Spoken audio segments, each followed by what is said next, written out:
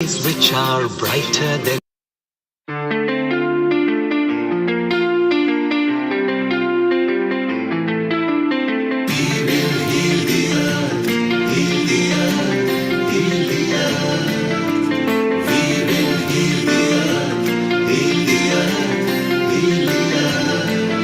stars. They can tell you stories which are brighter than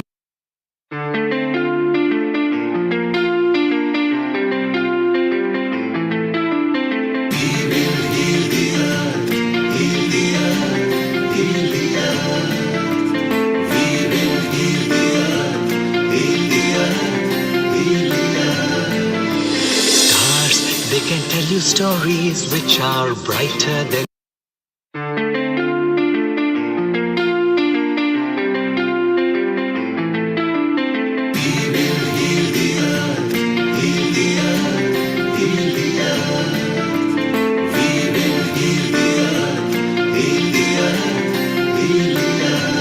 stars. They can tell you stories which are brighter than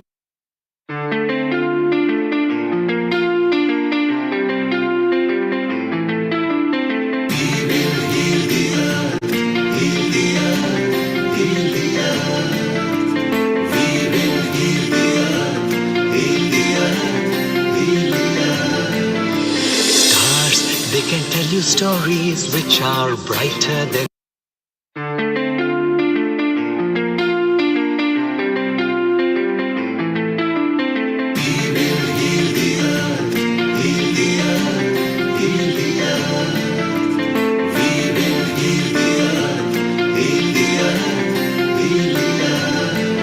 stars. They can tell you stories which are brighter than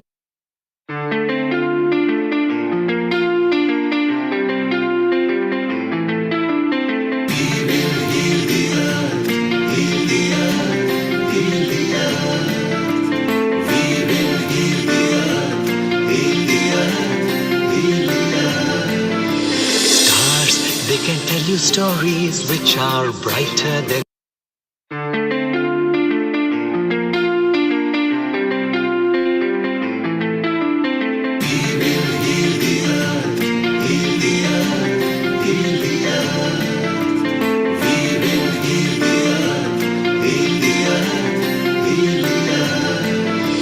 stars. They can tell you stories which are brighter than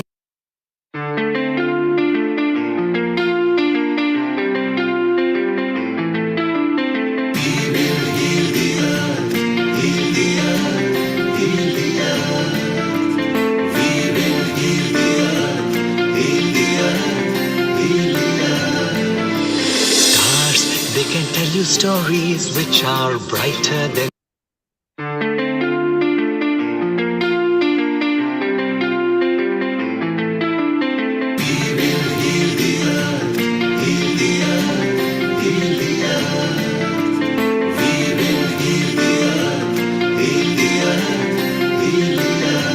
stars. They can tell you stories which are brighter than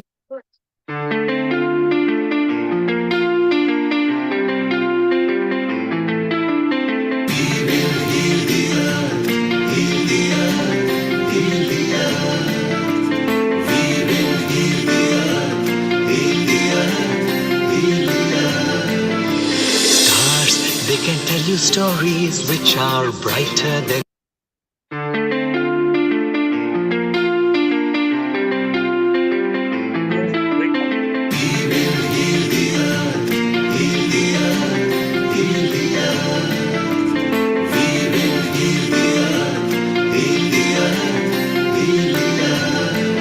stars. They can tell you stories which are brighter than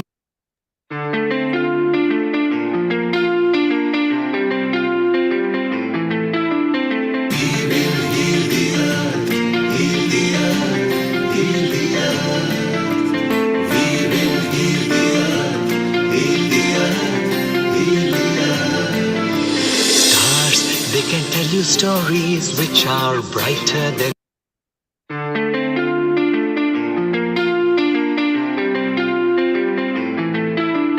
We will heal the earth.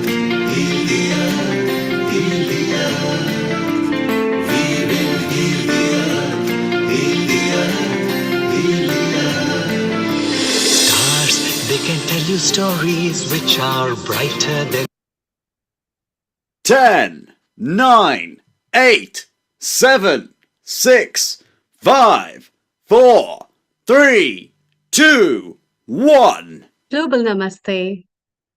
Good morning, good afternoon, and good evening to all the viewers of Healing Our Earth. I welcome you all to this episode of Healthy Life, where we are specially going to talk about cancer awareness. I, Dr. Amrita Sharma, welcome you all for this beautiful episode that we are bringing live at various partner channels. Before we walk and talk about cancer, let's start with some prayer. My affirmation is Gayatri Mantra. You can hold any affirmation of your choice. Let's join our hands together and pray for the global peace. Om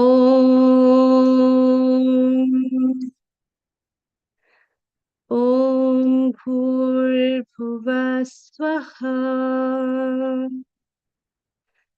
Tatsaviturvarenyam Bhargo Devasya Dhimahi Dhiyo Yona Prachodayat. Om Bhurbhuva Swaha Tatsaviturvarenyam Bhargo Devasya Dhimahi Dhiyo Yona Prachodayat. Om Bhurbhuva Swaha Tatsaviturvarenyam Bhargo Devasya Dhimahi Dhiyo Yona Prachodayat. Om Shanti Shanti Shanti.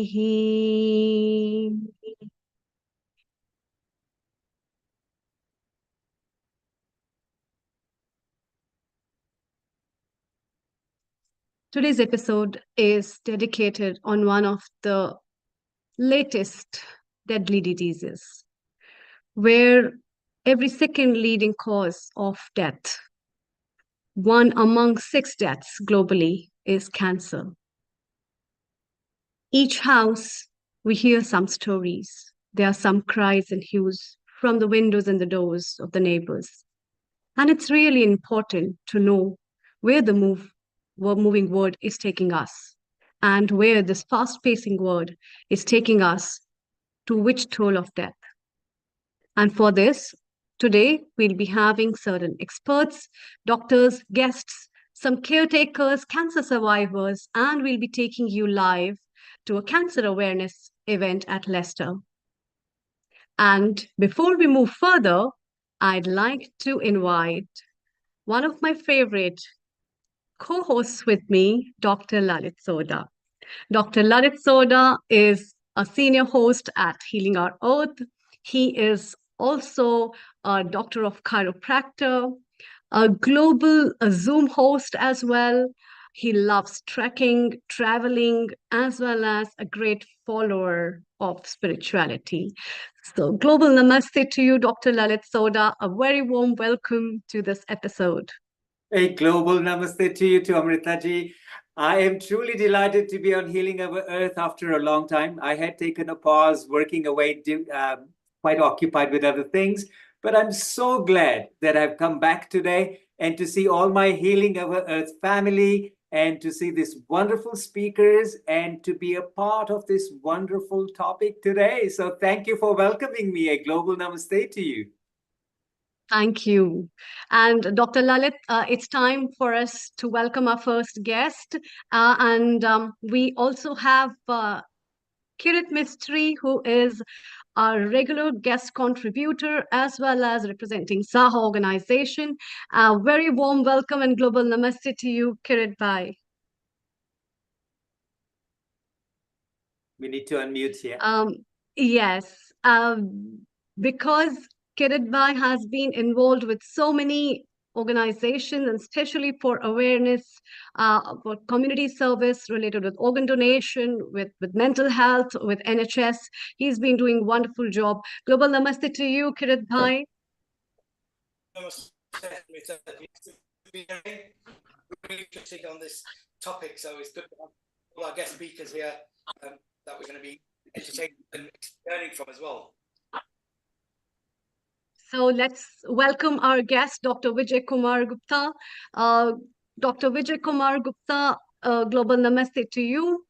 Before we talk and take some expert opinions from him, Dr. Gupta basically is a medical director and chief radiation oncologist at Career Institute of Medical Sciences, Bhopal, and he's in India. And his special interests are in the prevention of head, neck, breast, and cervix cancer. So it's one of the very important fields of cancer, Dr. Lalit. What do you think? And should we welcome Dr. Vijay? Dr. Vijay, a global namaste, a very Global warm namaste. welcome Thank you very on much. Healing Our Earth platform today. Thank you. Thank you. Thank you very much. Thank you very much. Yes, Amritaji, you asked me a question about, do I think head and neck cancers are very important? Absolutely. This is the area that we work as a chiropractor. So yes, we are always on the lookout for that. But who better to have with us than Dr. Vijay Kumar Gupta, who can enlighten on this particular topic. So Dr. Gupta, I will let Amritaji and yourself interact, and all three of us after your topic can interact together. Thank you. Thank you, Dr. Amrita. Thank you, everybody. Before starting on the prevention or early detection aspect, I would like to clear the incidence of cancer in India. Which cancer we should pick up for the early detection or prevention? If we see in 2022, the figure of cancer is about India detected about 14,61,427 cancer. And the incidence is about 100.4 new cancer cases per lakh population every year. That is what the incidence is. And another way we can say 1 in 9 person likely to have cancer in their lifetime. In males, if you see, the most important cancer, number one cancer is per the Indian statistics, is lung cancer, mouth cancer, prostate cancer, tongue cancer, and larynx cancer. The total of all these cancers, they form about 35% of all cancers in male. If we look into females, the breast is number one, number two is cervix, and number three, again, it comes to lung cancer, thyroid cancer, and mouth cancer.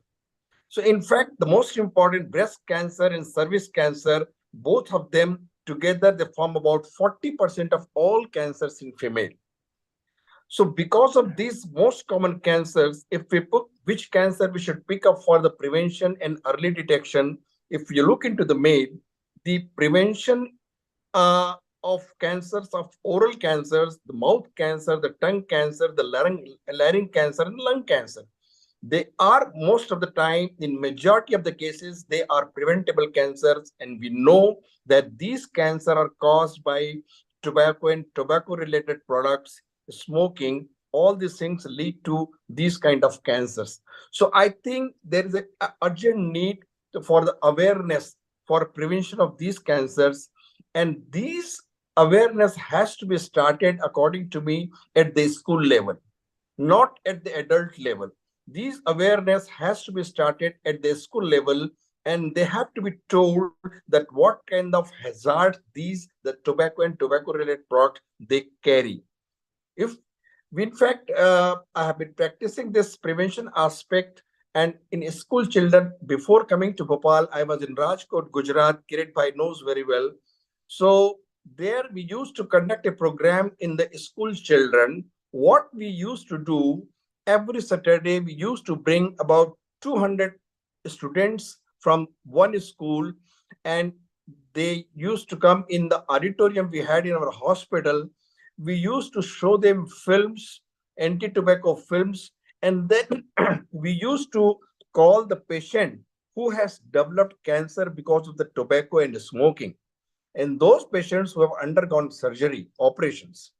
When these patients, they interact with the school children, it carries a definite fear among the children that smoking is definitely a very, very hazardous thing, because the patient who has got cancer because of the tobacco products, he doesn't not only tell about the hazards of the tobacco, he describes the whole history and the family who is suffering because of one man cancer.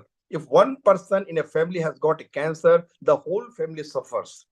It's kind of suffering. It's an emotional suffering. It's a financial suffering. It's a physical suffering. All kinds of suffering the whole family has to undergo. So describing all these details to a school children, mostly between the age of 10 to 16, we used to conduct this program. We started in 2004. Since then, we were conducting the program. And this program was so successful, more and more school principals used to call us to participate in these programs. So what I personally feel that this kind of awareness program, anti-tobacco awareness program, has to be started among the school children. Secondly, in females, the breast cancer is number one. If I tell you, among all the females, about 28% females have a breast cancer of all cancers in females. Now, breast cancer early detection, we say probably the mammography has to be performed regularly. But in India, right now, the situation is not like that, where you can do the screening by the mammography screening. What I would recommend immediately to create awareness about the self-examination of the breast. If that is taught again at the school level to female childs and above the age of 10 or 11, probably they will carry the message to their family, to their relatives, what is the importance of the self-examination of the breast. Although this has to be done after the age of 30, but probably catching the females after the 30 is very difficult. This can be done starting at the school level, or maybe this can be started at the college levels, and it could be included in the health curriculum that way. So these are the ways, the easiest way in India to carry out the early detection of the breast cancer. Regarding the cervix early detection, we have already in India started doing the vaccination program, and recently the government of India has declared the free vaccination for the cervix cancer HPV vaccines has been declared. It has to be executed. But if it is getting late for the vaccination, then probably early detection of the cervical cancer can be done by the visual examination, by VIA test, by Willi test, and very easily this cancer can be very early detected, and it is possible. So this is what I would like to convey as far as the early detection is concerned. One more thing, in case of males, the prostate cancer, which we are seeing regularly more and more now, is being detected. So that is one thing, the PSA level once in a year has to be done in males above the age of 40, and that probably can detect more and more prostate cancer. I think I need to convey the whole message for early detection this much. Now, if any questions or anything has to be, please go ahead. Thank you very much. That was really informative, Dr. Gupta. So, Dr. Lalit, let's move on with the questions and discussions with Dr. Gupta. Please Dr. go Gupta, ahead if you have. Yes. Thank you, Amrita ji. Thank you very much. And Dr. Gupta, a wonderful emphasis on detecting it early. You mentioned quite a few heavy statistics there, and that was mind-blowing. You said in 2022, 40 lakh people, 40 Yes. lakh 61,000 and some additional figure Yeah. that were diagnosed with cancer. Right. And this is where you have actually, the diagnosis has been made.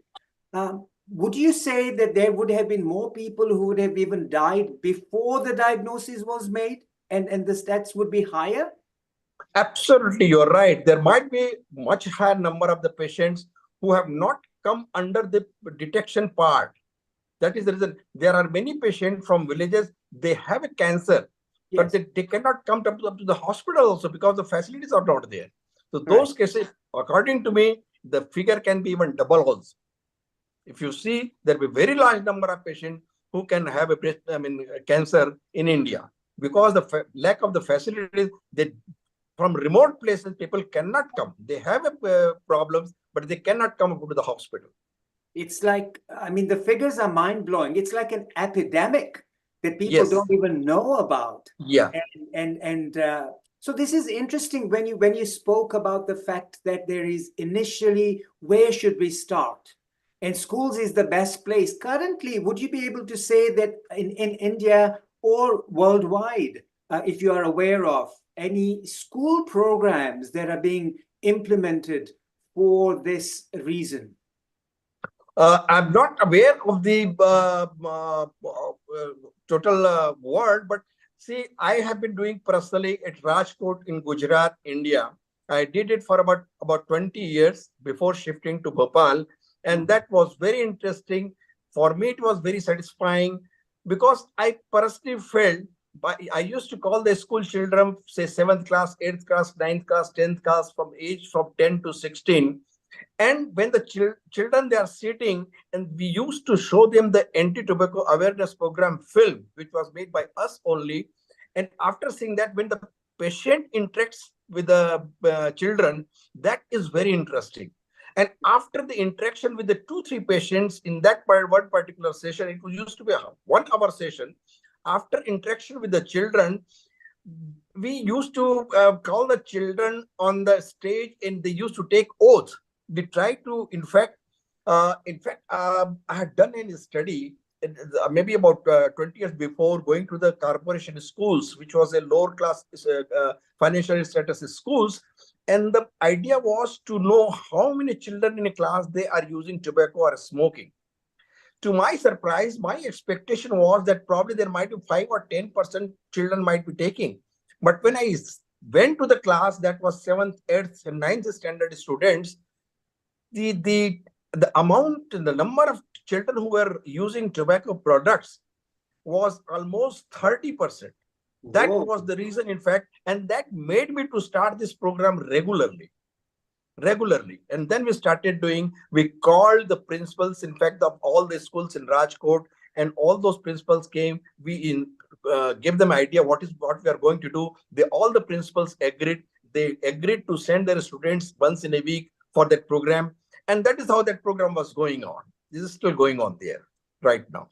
I'll be sooner or later introducing this to Bhopal, but I don't know this kind of program regularly is going in any part of India or world. I'm not aware of it. But basically, this has to be brought within the health curriculum itself.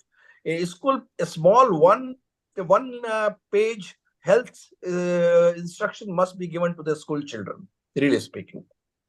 I think that's very, very true and very correct to do. However, nationally, say for instance, you've done it in one city like Rajkot, which is, again, it's not an easy task. But I think if everybody unites to do this, like I remember one thing, when I was a kid at school, we had a dentist come because of children getting all the dental cavities and stuff. So all the nurses did, and this is back home in Kenya where I was growing up in my primary school, they just come to school and show you how to brush your teeth. You know, we didn't have electric brushes or anything, toothbrushes at that time, but they would come and just make fun and show us, 10 times here, 10 times there, 10 times there, put a toothpaste. So they were teaching us how to maintain dental hygiene. Now, in a similar way, I think this would be so interesting, and if it became a global thing on how to prevent certain cancers and introduce it into the school curriculum, I think that would be wonderful. Wouldn't you think, Amrita ji? Yeah. Perfect. That's a very brilliant idea, in fact. And it's very important as well because children basically are the future. And if we need to stop the prevalence of cancer at that stage where it is diagnosed, it might be too late for a doctor to heal and for them to as well afford the burden of this, and especially the burden of cancer and the financial liabilities, as well as the mental and emotional setback and financial setback that the families take. It is going to grow the economic burden of the world as well on the global level. So I think it will curtail all those issues apart from restoring health in many, many ways. See, what is So, happening right now? What is happening right now is in the packets of the tobacco product, cigarette and BDs, all this product, they mention it is injurious to health. Now, writing one line injurious to health does not convey the whole hazards. So the people who are using it, they don't understand it. So that is the reason we started. When the patient interacts, our aim was to create a fear among the children for touching the tobacco products. They have to have a fear in their mind. It's not just knowledge or awareness.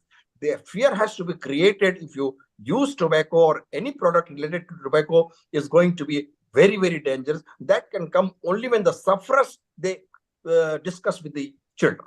That is so true, Dr. Gupta. But you know what? We have our wonderful Healing Our Earth team member here. She's out enjoying in the sun. Mala Naika from the Healing Our Earth team. Mala, a good afternoon and a global namaste to you. Can you unmute yourself, please? Oh, we can't hear you. Okay, she needs to unmute somehow. And while she's, Mala, we need to unmute you if you can. Wonderful. Okay. Global namaste. Hello. Wonderful to hear this very important subject. And I've lost two very close people in this coming weeks of cancer, apart from own family members. A very, very important question. How do we raise awareness for our families or the elders, and especially men, to go and get themselves checked up as quick as possible for cancer? They tend to leave it too long, and they feel like they don't need to go, or there's some sort of stigma about going and getting themselves checked. So what can we do to make it easier for them? Or is there a narrative or something? Mala, I think that's a wonderful question. And I think, Amritaji, if you agree to it, we should have Dr. Gupta first answer that question. And we have our wonderful Kirit Mistry. I think he can also help us answer that question really well. So Dr. Gupta, Please. first. Yeah. See, in India, many people, they don't come forward for the checkup because if something comes out, then what? That question, they are worried. They don't want to go. For example, will have a lump in the breast for 2 months, 3 months, 4 months, 6 months, 1 year. They will not come out for the check. The only thing they might be doing, this can turn out to be cancer, but see, they don't want to accept the fact. Yeah. Unless that is the basic thing, they don't want to accept the fact that is a thing. Now, for early detection in above the age of 30, for example, the only way is creating awareness in this group, wherever things are going on, by social media or by movies or whatever the messages comes. That is the only way of conveying this kind of awareness programs in adults. Wonderful. Thank you very much, Dr. Gupta. And that's a very good point about social media. And we have our Kirit Mistry from Leicester. If he can throw some light on this particular point, if you may.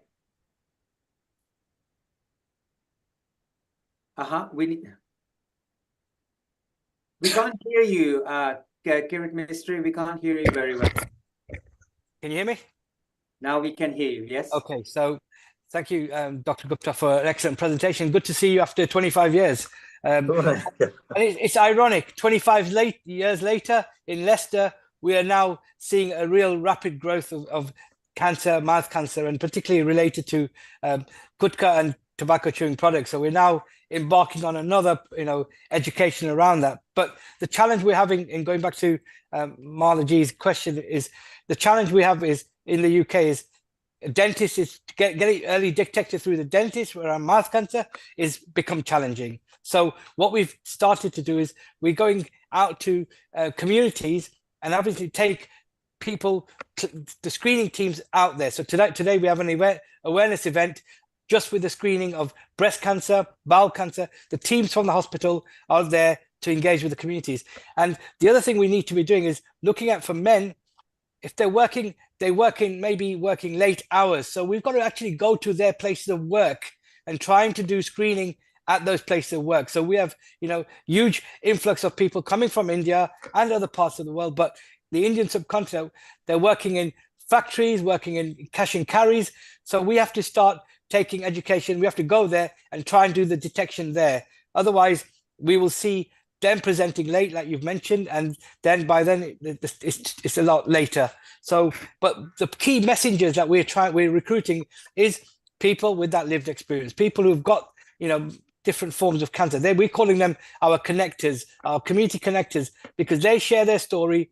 And then, today the event we're doing, we targeted beauty salons, because we said, let's get to the beauty salons, let's get to the clients of the beauty salons, to then hopefully they'll take the message back home to their men, to their brothers, to their husbands, to do something, to go out there and if they've not had their screening done because of their certain age, they should do it. And then we're going to do the same program with men in barbershops, because we've got to be different. We have to be proactive and go out to those two men to engage with them, because we know men are very pig-headed. They don't want to, either they don't want to talk about their health, or they feel that they're the breadwinners of the family, so they can't go and see the doctor in case they, like you said, Dr. Gupta, something might be detected, and then that would then cause a further anxiety within them. So I think we got to be proactive and take out these programs, and you see that's the way the change is, and hopefully that's where we get early detection.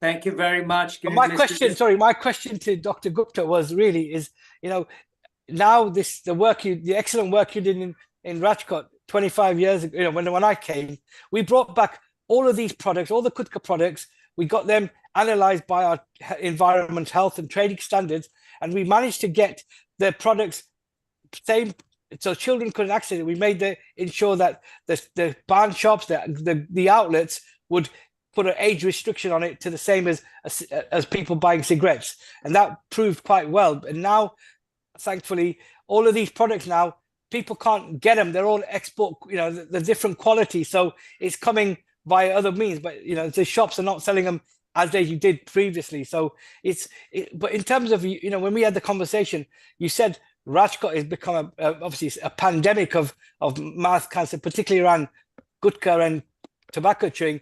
How is that replicating in other parts of India? Is it the same sort of... This is replicating definitely in Rajkot. And let me tell you, the first shop which opens in Rajkot is a pawn shop. It opens right at 5 o'clock in the morning till late night, 11 or 12 midnight. So that is the shop which is open for the longest period of time. I think it is a situation almost all over the India. This is a situation, in spite of all the rules and regulations and government prohibition, the things are not coming under control.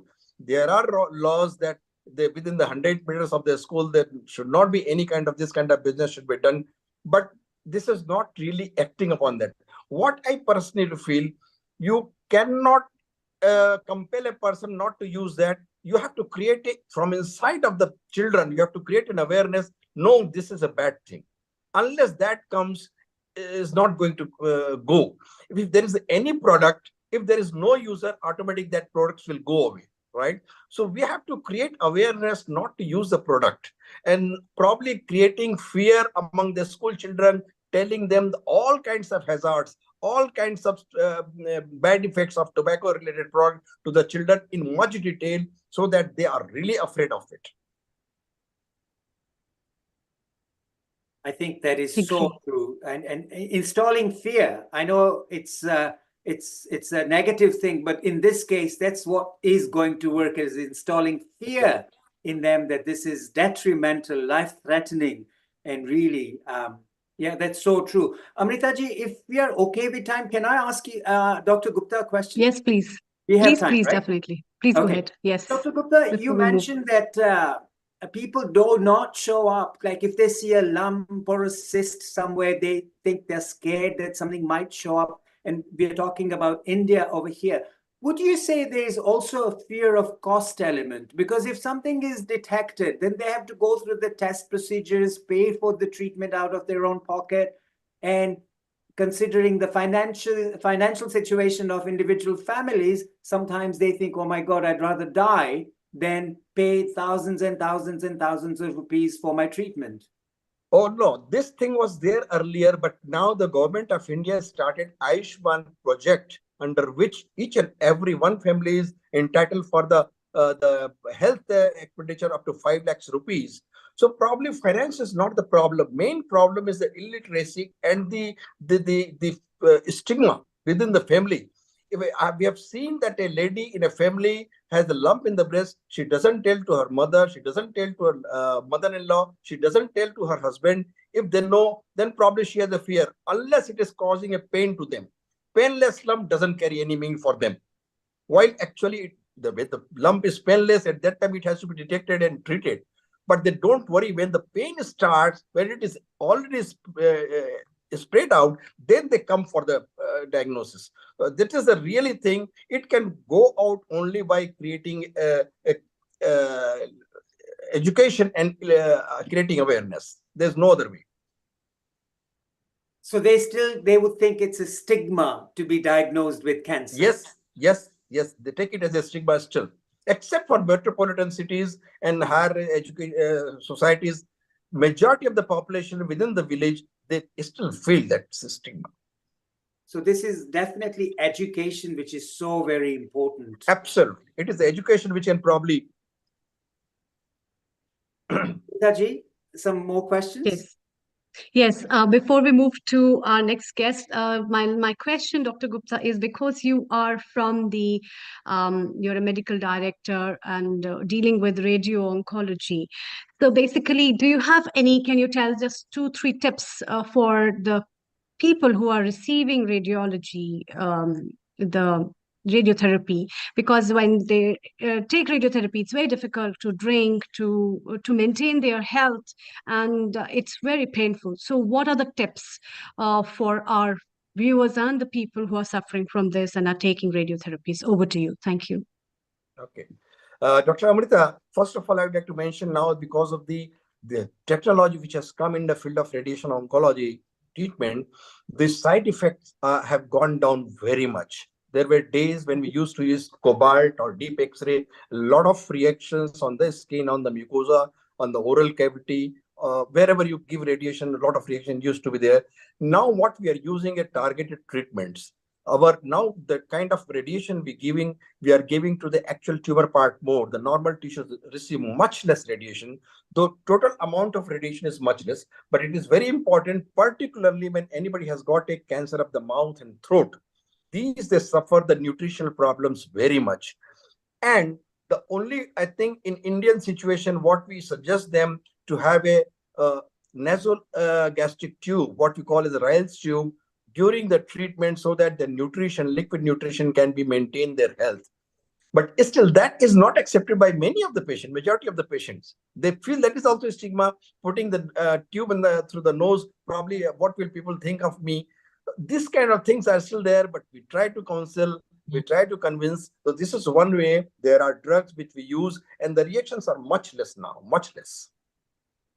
Thank you. Thank you. We have our founder and director, Neil Kumar. Neil, your question, if you have. Thank you.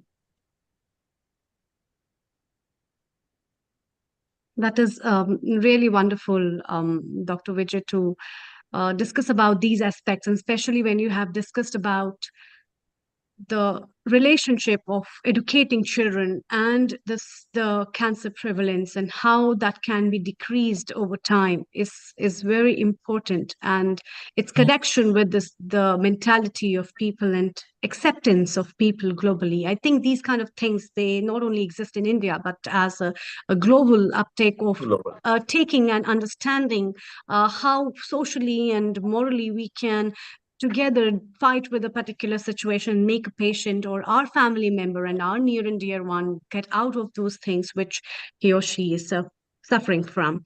So, Dr. Neil Kumar, Amrita. Thank you, Dr. yes. Amrita. You're doing a sterling job, as are you, Dr. Lalit Soda. Welcome, Dr. Vijay Kumar Gupta from India. Thank you. On the social media, there are some questions, and I will just summarize into two simple form.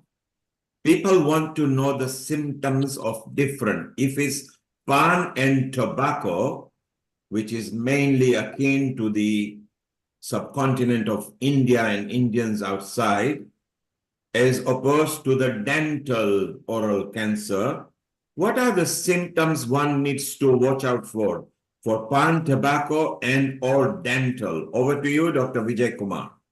Okay, very nice question, Mr. Neil. Now, those who are using pan and tobacco, the symptoms which can come from them is the first is probably they can see the redness, the glossy mucosa of the oral cavity is gone. Because of the regular use of pan and tobacco, the glossiness of the mucosa of the oral cavity is gone. Second is then it becomes reddish. And after that, they start getting ulcers. So if they find a ulcers, which might be a burn, there might be a burning situation. So at this stage only, they must go to the doctor and get themselves checked. Why I have got a ulcer? What we call in Hindi is a chala ho gaya. So when they've got an ulcer, they must immediately go a very small ulcer, maybe half a centimeter also, that should be checked by the doctor. And at that stage, probably it can be cured. So the most important is ulcers in the mouth, burning sensation in the mouth for a very long period. So any non-healing ulcer in the mouth or lip is likely to become a cancer in future. Thank you very much. So that is for the viewers who are asking for a question. Over to you, Dr. Lalit and Dr. Amrita. Before we move to Kirit and others, let's get some more tips from Dr. Vijay Kumar, and over to you, both of you. Thank you very much, Mr. Neil Kumar. It's truly a privilege to be on this Healing Our Earth platform, isn't it, Amrita ji? Sure, definitely. Undoubtedly, and a lot of good points Dr. Vijay has put forward. Dr. Vijay, I would also like to ask this kind of a thing. So sometimes people have very frequent oral ulcers, and the people might think that, especially it happens with peritonsillitis, and when people get tonsillar infections, then this is very common. So what are the different signs and symptoms compared to that? Because you mentioned ulcer is a very common symptom of oral cancer, and ulcers might be some people tend to have a tendency of having mouth ulcers because of certain things. So what is the differentiation criteria on that basis? Over to you. Right, Dr. Amrita. Any ulcer which is coming, going, right, that is not likely to become a cancer. Any non-healing ulcer for a longer period, maybe 3 weeks, 1 month in continuation, probably one should get checked. That is one very important thing. Then the ulcers have a different kind of picture. The edges of the ulcer are usually everted type of edges, while other ulcers are not, they don't have that kind of edges. So probably once the doctor checks, probably can make out, and then he can take a biopsy and confirm it whether it is cancer or not. But many a time there, because of vitamin deficiency, there are ulcers in the mouth. So many reasons, indigestion, there are ulcers in the mouth. So probably any ulcer which is coming and going doesn't carry much meaning. That can be of different reasons. But a cancerous ulcer is usually they are non-healing. They don't heal for weeks and months together. Such ulcers must be checked. And sometimes when people take pan and gutka especially, they put it in one corner of their mouth. And then you see that, is that a common site of developing cancer, or cancer can develop anywhere despite? whatever It can they're develop using. anywhere, but we find mostly when we see a patient, do you keep the tobacco on this particular spot? And many times they say, yes, I keep it there. So there is chronic irritation. The cause of cancer is because of the chronic irritation, and there are irritants. So yes, you're right. It can be And there. what is the common time of prevalence? Like, so suppose a person or a child is starting to having taking gutka and pan by 16 years of age. What is the common age you have found that after 6 years or 5 years of intake or 2 years of intake, the cancer has developed in an individual, according to your I experience? tell you Thank you. my experience. In fact, I'm in the field of oncology since last 50 years, almost. Maybe 30 years, 35 years, or 40 years before, when I used to see cancer patients, I never saw a patient below the age of 50, a cancer patient. But now we see a cancer patient, oral cavity cancer patient, even at the age of 25 and 30 also. See, the reason is because the habit of using tobacco, it has come in is various forms. There's of gutka and pan masala and all these things. The children start using at the age of 5 years, 6 years. When we take the history, if anybody in a family is taking, a father is taking, or mother is taking, or elder brother is taking, the habit is going to trickle down to the younger children also. If there is usually either they start using because of the friend circle, one friend is taking, automatically it spreads to other friends also. This is a usual way of getting a habit of taking tobacco products. So yes, it's there with the young children. Yes, Dr. Lalit, over to you. Dr. Gupta, that was that's very important information, how it trickles down into the family. On that note, I also had a quick question before I go to a question that has come up on the chat box. And my question to you would be, the mouth cancer. I've also known that women also take tobacco. Though it may be a very prevalent thing in men, in the male gender, but women also are chewing tobacco. Is that correct? And quite a few, quite a large number. Yes, it is correct. It is correct. The incidence of mouth cancer in females is about 3.5% among the females. If 100 females you see cancer females, then probably about 3.5 females will have a mouth cancer. And they are in certain areas of India's part, they use tobacco. Females also use tobacco. Not only that, sometimes they when in laborer class, when they go out for the labor, the children, they put some kind of maybe tobacco or tobacco product to the 1 year, 2-year-old child, so that they can remain calm and quiet. This kind of things also we have in a very limited area, but we have seen even these things also. It's used as an analgesic kind of thing. Yeah. Keep the baby calm and they get on with their work. Yeah. But this is where, don't we think that these are the women or men who are taking it, and they are the ones who need to be educated too? Absolutely.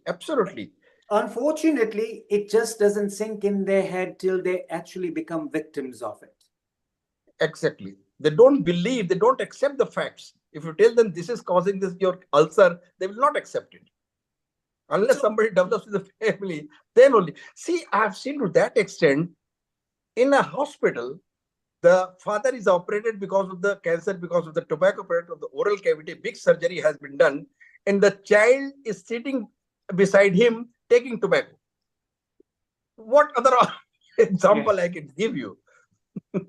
It's really very, So before we get to Mr. Nilkumar, there's a chat box question that has come up from Mala Neka, and I believe she's had this message from somewhere. And it says, I have ulcers all over my mouth since last Tuesday. It's red, it's burning. I used salt, antiseptics, and antibiotics. Slow recovery. Any remedy you can suggest, Dr. Gupta? No, probably she should take some vitamins also, B-complex vitamins. That will help definitely. Yes. Perfect. And obviously get it checked, right? Rather than Yes, if persists, should get checked. Perfect. And Mr. Nilkumar, you are also on here. I believe you have a question to share or something from social media that has come up to you. Yes, so general question here, Dr. Vijay Kumar. If you can give tips of 5 food that are generally anti-cancer, or 5 habits that are good for anti-cancer? Over to you, Dr. Vijay Kumar. Well, in general, we say green vegetables are good for the health. There is no specific thing which has a anti-cancerous product. There are people say in general the green vegetables do have the anti-cancer property. For example, broccoli, they say it has got the anti-cancer property, but it's not, you cannot specify those things. In general, they should take more in the healthy diet, which consists of vegetables, fruits, all this, milk, all these things only. And would you agree unfortunately, we get processed food all these days now, where you really don't know what is happening. Would you agree that avoiding raw sugar in any form is good, and particularly if you are diagnosed for cancer, then sugar should be avoided? Over to you, Dr. Vijay Kumar. Well, it is not proved. Excess of sugar in any form is definitely detrimental. But if you're taking regular sugar since childhood or the family habits, what we have in India, it doesn't affect, it doesn't increase the incidence of cancer. Sugar is not proved to increase the incidence of cancer. Thank you, Dr. Vijay Kumar. Kirit Mistry, while you are here, before we carry on, are we going live to the exhibition of cancer or any experts over there before we carry on talking? Over to you, Kirit Mistry. No, we've got our next two speakers here in with me in the office. We're going to go to the live cancer awareness a bit later. Okay. So I just need to share my screen for their presentation. So, Dr. Amrita, Dr. Lalit, shall we get some inputs from Kirit and Dr. Vijay Kumar? Hang around if there are any other questions. Let's explore this, because at Healing Our Earth, we bring free education, free knowledge for the peace, harmony, and unity on the earth. Over to you, Kirit, Lalit, Amrita, and Vijay Kumar. Please hang around. Let's see what we learn from Kirit. Over to you. Thank you. Thank you, Neil Kumar. Thank you, Dr. Vijay. It has been really insightful and very interesting, and we would like to invite you time and again, because these are the practical things we all need. And I think you're doing a wonderful job. Healing Our Earth would like to contribute in this, and our whole family globally would definitely are joining hands with your endeavor and your spirits to make this world cancer-free, especially for children, and what we legacy we can give. Dr. Amrita, before we carry on with Kirit while he's setting up the presentation, we have got Dr. Avtar here, who is a regular contributor to Healing Our Earth. His specialty is Ayurveda, but he also dabbles into Ayurveda form of cancer as well. Let's say hello to him, and he will be appearing a bit later, but we just say hello to him. Dr. Avtar, Global Namaste, unmute yourself, say hello to the panel, and we'll come back to you later. Hello everybody. Thanks very much. And I'm listening to Dr. Gupta. He giving very nice information, and really I appreciate. I'm also working for the cancer as a Ayurveda practitioner and done a lot of job. And what he's saying, he 100% he's right. And this one, we have to do some. What my experience, I also share later on. How can we protect our people from the cancer? How can we save before they go to the cancer, second stage or third stage or last stage? Definitely, I try to today to tell what is my experience. Thank you, thank Dr. you very Avtar. much, Amrita, everybody, Kirti. Thank you very much. Thank you, Dr. Avtar. Stay down. We'll be with you. We've also got our senior team member here, Dr. Rajan Patankar, Vaidya Rajan Patankar. Say hello to Dr. Vijay Kumar, Lalit, Amrita, Kirit, and we move on to Kirit. Over to you. Hello, everyone. Global Namaste to everyone. Sorry, can't join some prior days. But today also, I had to go for urgent work. But still, I messaged Varsha ji to, I will be there for some time. And then I will leave the webinar. So sorry for that. Thank you. And Thank you, Global Dr. Namaste. Thank you, Dr. Patanga. Stay down. We'll be with you later. Kirit, over to you. Let's bring some more knowledge. Yeah, Neil, I need access to the share my screen. So you are a co-host. No, I'm not. I'm not a co-host. Yeah, now I am. How can you not be co-host? That's not allowed. You know, you are a co-host. Now I am. Now I am. Yes, thank you. Thank you. I'm glad I'm not the only one who's not so great with IT, because it takes time for me to do these things too. Sorry, Kirit. Can you see the screen? The Yes. slides? Yes. Okay, great. Yes. I'm gonna introduce to the colleague now, who's Yes. Let's move over to Dr. Giannia Luana Postavaru from University of Leicester. She is head and neck from Board of Directors with the Head and Neck Cancer as well as Oral Cancer Trust. One of the steering committee members. A global namaste to you if you can hear us, Dr. Giannia. Good afternoon. I just need to make sure that you can hear me properly. Yes. Global namaste and a very warm welcome to Healing Our Earth family.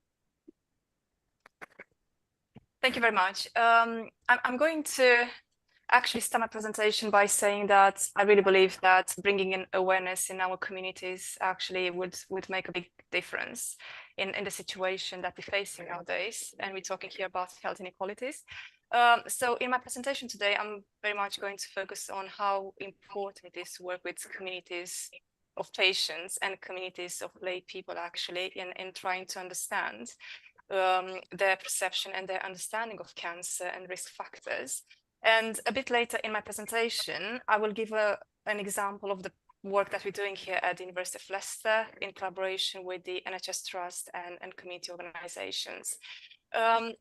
So at the same time, I think I would like to highlight the fact that 1 in 2 of us is going to be affected by cancer, in our lives. And this will be regardless if we are the patient diagnosed with cancer or if we are the family member. And I think that today is really a great opportunity, I would say, to honor the memory of my sister, whom I lost a couple of months ago from cervical cancer. She was a healthcare professional herself. And I think that she will tell anyone actually being part in this chat today in the panel, but also beyond the panel, because I'm aware that this material actually will go offline at some point.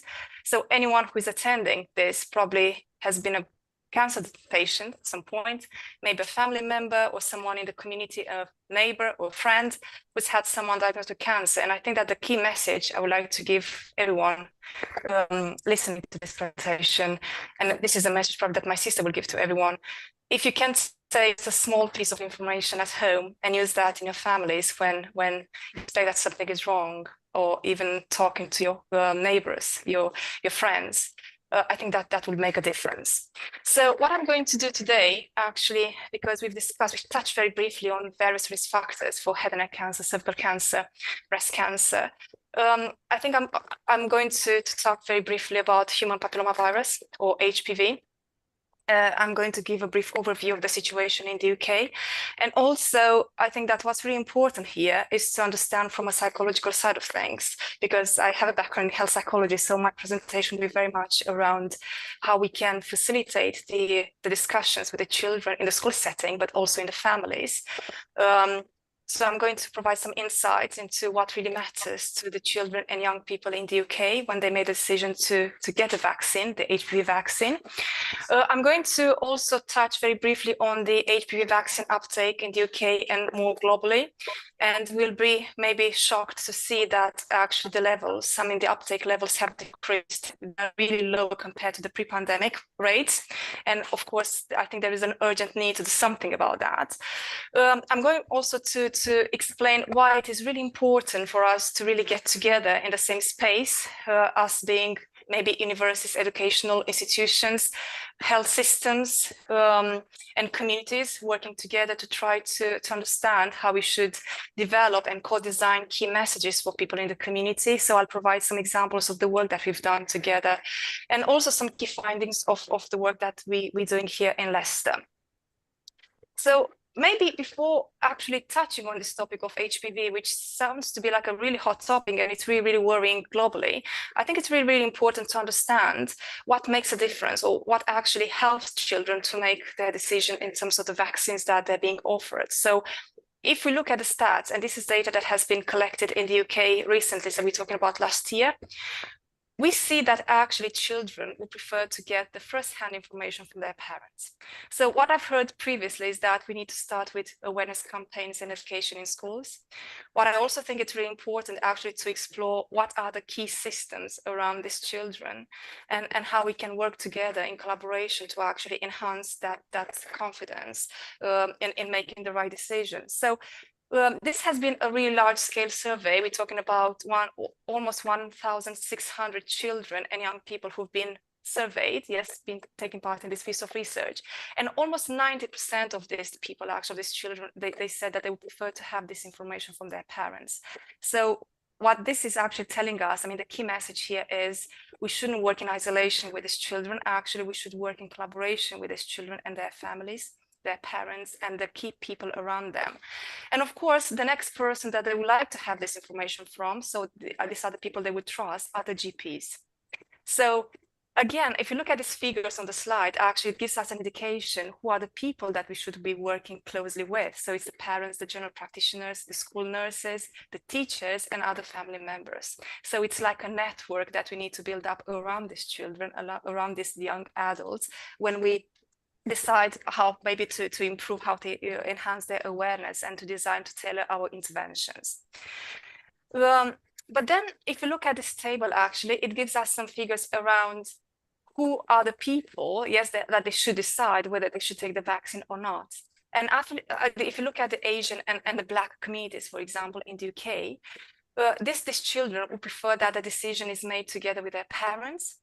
Then the percentage really drops in terms of whether they should be given autonomy or independence in making that decision. So just 18% in both Asian and Black communities would prefer to make that decision by themselves. And what is really interesting is here that some of these children actually would give that responsibility to their parents. So we're talking about the same percentage, 80% of these children actually would prefer the parents to make the decision for them. And then just 5%, and then 7% in the Black communities would prefer the doctors to decide whether they should receive the vaccine or not. Just to clarify, we're talking about vaccines in general here, and then I'll provide more specific insights around the HPV vaccination. What is really also important here to consider is actually the concerns or the key messages that we need to give to these families and children when they make the decision actually around immunization, around uptaking the vaccine. And children have their concerns as well. So if we look at whether the vaccine is safe or not, that really receives a really high percentage. We're talking about almost 70% of these children in the Asian and Black communities who really need to receive that reassurance that the side effects are not going to be really detrimental to their health, that the vaccine is really safe. We know that in some communities, actually, there are really concerns around fertility, yes, when we're talking about arranged marriages, but not just that. So these are some really key messages that we really need to explore and tailor and to communicate really clearly with these children. And what really plays an important role here when the vaccine is being offered is this element of trust, yeah? Do we build that trust relationship with these children, with their families when we offer the vaccine? Yes, are we really designing messages that are really easy to understand, and are we really honest in that relationship that we're trying to build? And then another concern is whether they'll need to go to have the vaccine. So we know that in some communities, maybe the access to vaccine is not as easy as in other communities. So that's another element that we need to consider. And of course, there are some cost concerns here, but we know that in the UK, for example, vaccine is free up to the age of 25, so it's provided for free in school settings. And let's say that if these young people have missed the age deadline, they can go to the GP or the community clinics to receive the vaccine. So last year, when this survey has been conducted, what's been really interesting to learn is that only 55% of children and young adults between 12 and 16 years old have heard of the HPV vaccine. So we're basically talking about almost half of the percentage of the people, the young people and children in the UK who've never heard of the vaccine. Now, I think that the key question here is whether the messages have been really, really clear when the vaccine has been introduced to them. Yes, whether we need to work a bit more around how we tailor these messages and the information that we provide to them. And only 45% of these children and young adults actually remember having been offered the vaccine. Now, I would really like to go back to my initial idea around HPV and why this is interesting. And I think it's really important to everyone's health. I'm aware of the fact that I'm sat in a panel of experts here, but I'm also aware that actually this presentation should benefit everyone that is going to access this it's beyond this discussion. So we know that there are approximately 200 different types of HPV. So we're talking about a really complex type of virus, yes? And we know that types 16 and 18 have been estimated to cause almost 5% of all cancers worldwide. So this is really, really worrying. And if you look at the recent statistics, we're talking about 630,000 new cancer cases per year. So that's really, really massive. And approximately, I would say up to 30% of HPV cancer cases actually occur in men.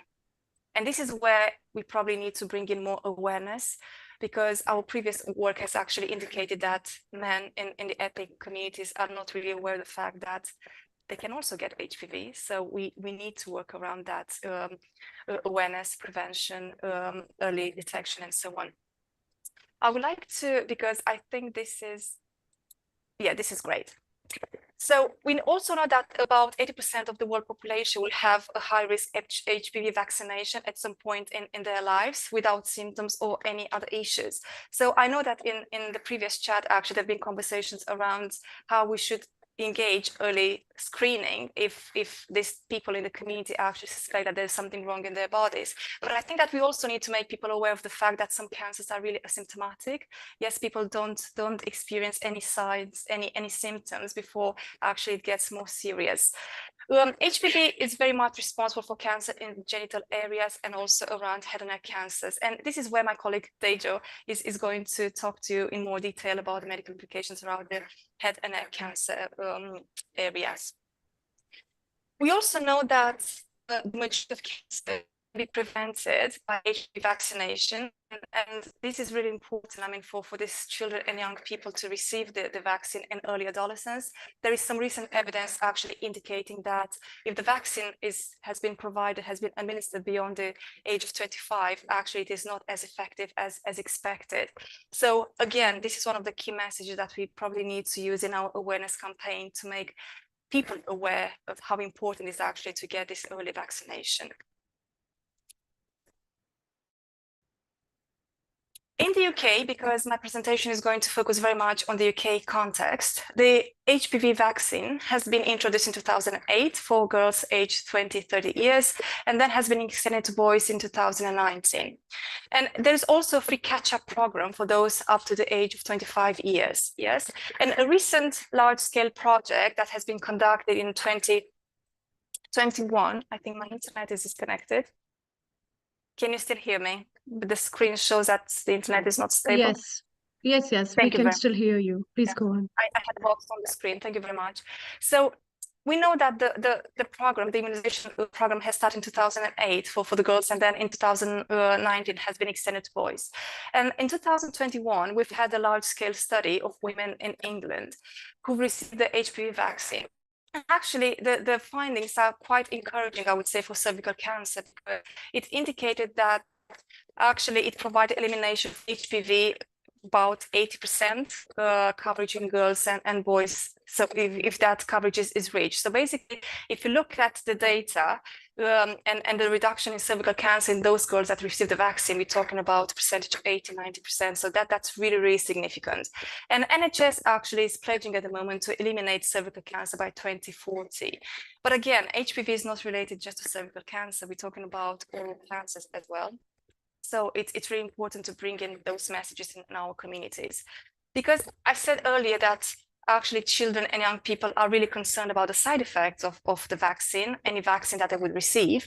Of course, there are some side effects of HPV vaccine that we need to make people aware of, but these are really mild and do not last for long. So this can mean swelling, pain, where the action was skin, a headache, aching body, sick or tiredness. And also, we also know that for some ethnic minority groups, actually, this key question around does the vaccine contain porcine ingredients, it is really important, but there's some reassurance that actually the vaccine does not contain those ingredients and it's halal. Now, the question is, because of course, we've been through the pandemic, we know that communities had various attitudes toward the COVID vaccine. We know that there is a lot of controversy around the vaccine uptake. And as part of that context, it's really important to talk about the HPV vaccine uptake as well. And if you look at the recent facts, actually, what is worrying here is that the uptake has decreased and is lower than in the pre-pandemic. So one of the recent studies actually in 2020 in the UK suggested that parents of girls are more likely to say that they would give the vaccine than the parents of boys. So maybe we need to work a bit more with families that have boys, school-age boys. And we also know that the previous refusal of a vaccine for a child is closely linked to parents actually not wanting the HPV vaccine. So if we have families where the parents have refused the, let's say, early childhood vaccine to their children, these families are more likely to say no to an HPV vaccine. So again, we need to bring in more awareness in these families.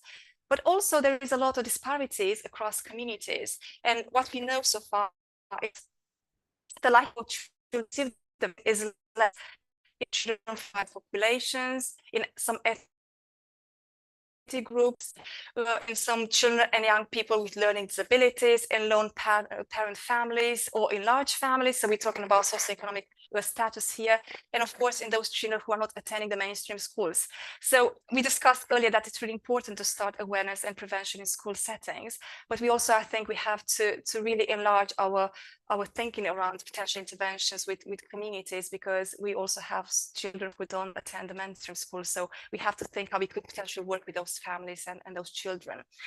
But what is also important here to highlight is that adolescent females from Asian and other ethnic backgrounds are approximately twice as likely as their white counterparts to have their parents refuse to allow them to receive the vaccine. So let's say that if we had a group of parents allowing, let's say, 100% their children to receive the vaccine, probably only 50% of the Asian parents would allow for to actually receive that vaccine. So again, this is a bit worrying, and we need to understand what really prevents these parents from trusting the vaccine. So in order to understand these processes, in order to understand what are the potential determinants of parents making those decisions for their children, it's really crucial actually for key institutions to work together. And here we're talking about educational institutions, we're talking about health systems and communities. I mean, people out there in the community working together and to create this bridge of knowledge that will help us to tailor the right messages. So what we're trying to achieve in our work here at Leicester University is actually to work together with communities as equal partners. So we're very careful how we manage that power relationship in our collaborations, and really to ensure that people of the community and patients are really taken into the experiences, perspectives, and lived experiences are taken into account. Yes, they really drive, shape, and influence our collaborations in our research agenda and service provision. What want to do in the next couple of minutes, actually, I would like to give an example of the work that we're doing. So this work has been funded by the Leicestershire Academic Health Partners. And there is some context to this work. And I think that my colleague Dejo, he's a consultant in head and neck cancer, he's going to explain a bit more in more detail this context here in Leicester and beyond Leicester. But what's been really noticed is that there is an increased incidence of head and neck cancer, especially since the COVID pandemic. And there is also an urgent need to address the gap in public awareness regarding head and neck cancers to ensure early diagnosis and treatment. So we have a high percentage of people actually who present themselves with advanced, maybe late stage cancers. And in order to understand what really prevents people to access support earlier or to engage with healthcare systems, we really wanted to encourage this group discussions with members of minority communities, yes, and local and national patients to try get an insight and understanding of their perspective around head and neck cancer and how maybe early diagnosis can be facilitated in this community. So basically, what we really wanted to achieve is to go to those communities instead of them expecting them to come to us and have this honest, open conversations around their awareness of head and neck cancer. What are the risk factors? What is their knowledge? How confident they are to access the healthcare services, and maybe how we can support or how we can tailor interventions together to enhance in their own healthcare decisions. What we have here on the screen is the lovely team that has been working on this project. So we are a multidisciplinary team of experts. So we have Dejo, who's my colleague working at University Hospital Leicester. We have Tamara Khan, who's the Cervical Cancer Trust Chief Executive, and Nena Patel, who couldn't be with us today. And she works for the University of Leicester, the NIH Research Support Service. And of course, we wouldn't be able to actually do this piece of work without working closely with our community organizations, which involve the South Asian Health Action, Bangladesh Youth and Cultural Shamiti, Highfield Rangers, the Be Inspired, and of course, one of my PhD students. So what we've achieved so far, this is work that has been planned in 3 stages. So in the first stage, we really aim to work with community members. So this will be people who haven't had a diagnosis of head and neck cancer. Then in stage 2 and 3, we aim to work with patients in Leicester and patients beyond Leicester who've been diagnosed with head and neck cancer. So far, we've conducted 16 participatory focus groups of 2 hours each with 7 different ethnic communities from socioeconomic left areas within Leicester. So we've spoken to 53 members of the Black, Punjabi, Indian, Pakistani, Bangladeshi, Eastern European and white British communities. And we tried to actually, before going out there to speak to these people, we co-designed open-ended questions, and we also co-designed visual materials to get an insight into their perspective about head and neck cancer, the risk factors, including HPV virus, and their recommendations for an awareness campaign.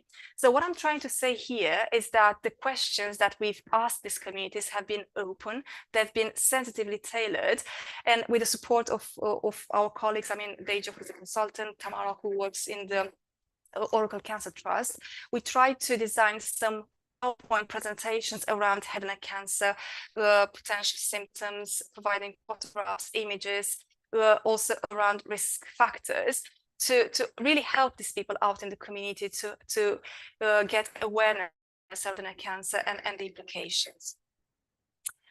So what we've had here on the slide, just a couple of photographs that have been taken after those group discussions. So as you see, these conversations have been really enjoyable, really insightful actually, and they've been really participatory, which meant that we really were interested in understanding and actually taking on board the key messages of people taking part in these groups, because to us, they are the experts by experience. So it's their perspectives and their own experiences that are actually guiding our own work. So this is work in progress. Actually, we've almost completed the first work package. So we still have to organize 2 groups with the Eastern European community. And now we are in the process of actually disseminating some of the findings and aiming to publish this. But what I think it's really important to highlight, as part of this conversation, there's been some key questions around the HPV, because HPV was related to some forms of oral cancer.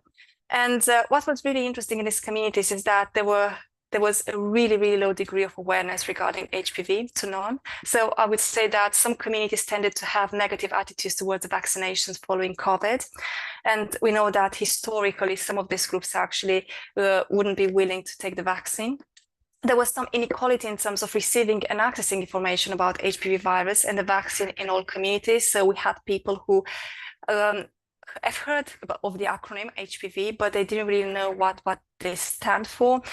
Some contributors heard of the vaccine, but the awareness that HPV was sexually transmitted and that men can get it too.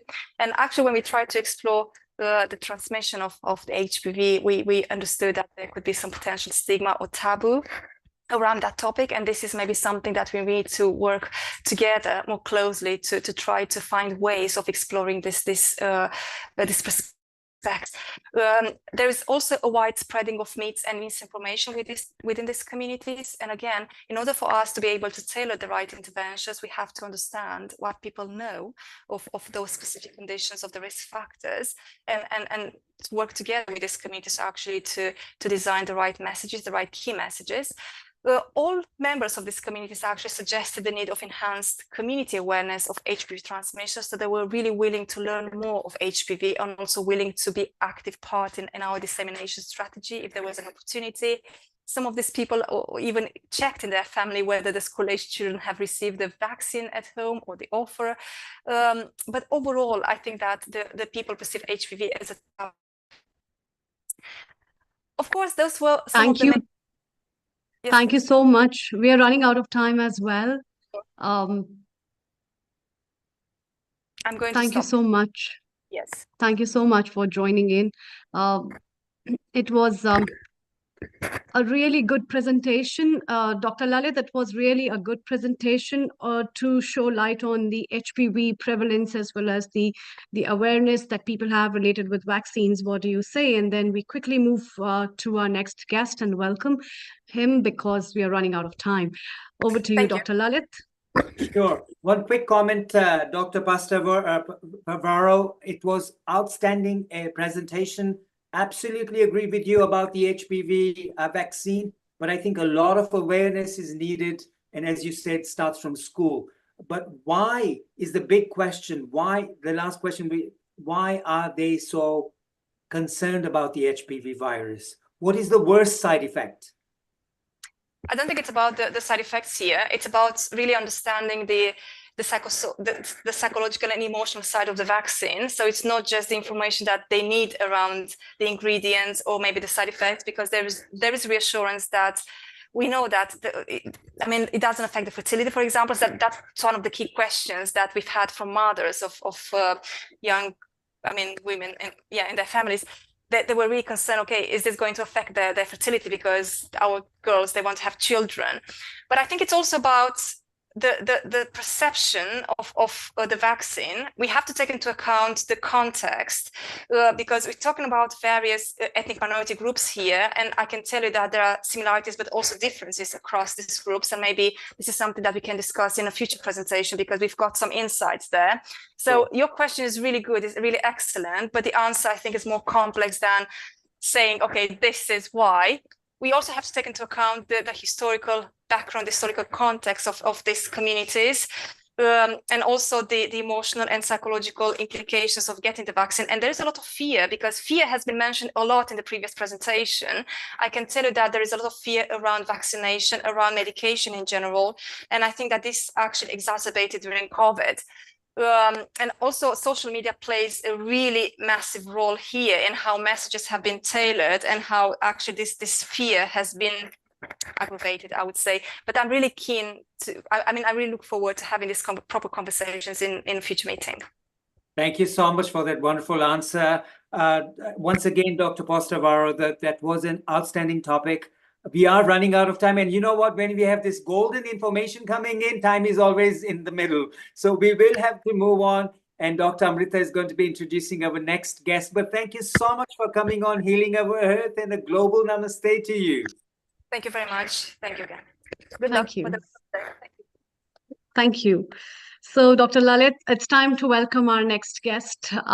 Let's welcome Dr. Oladejo, who is a consultant ENT head and neck robotics surgery from University Hospital of Leicester, as well as the director of the trust of NHS.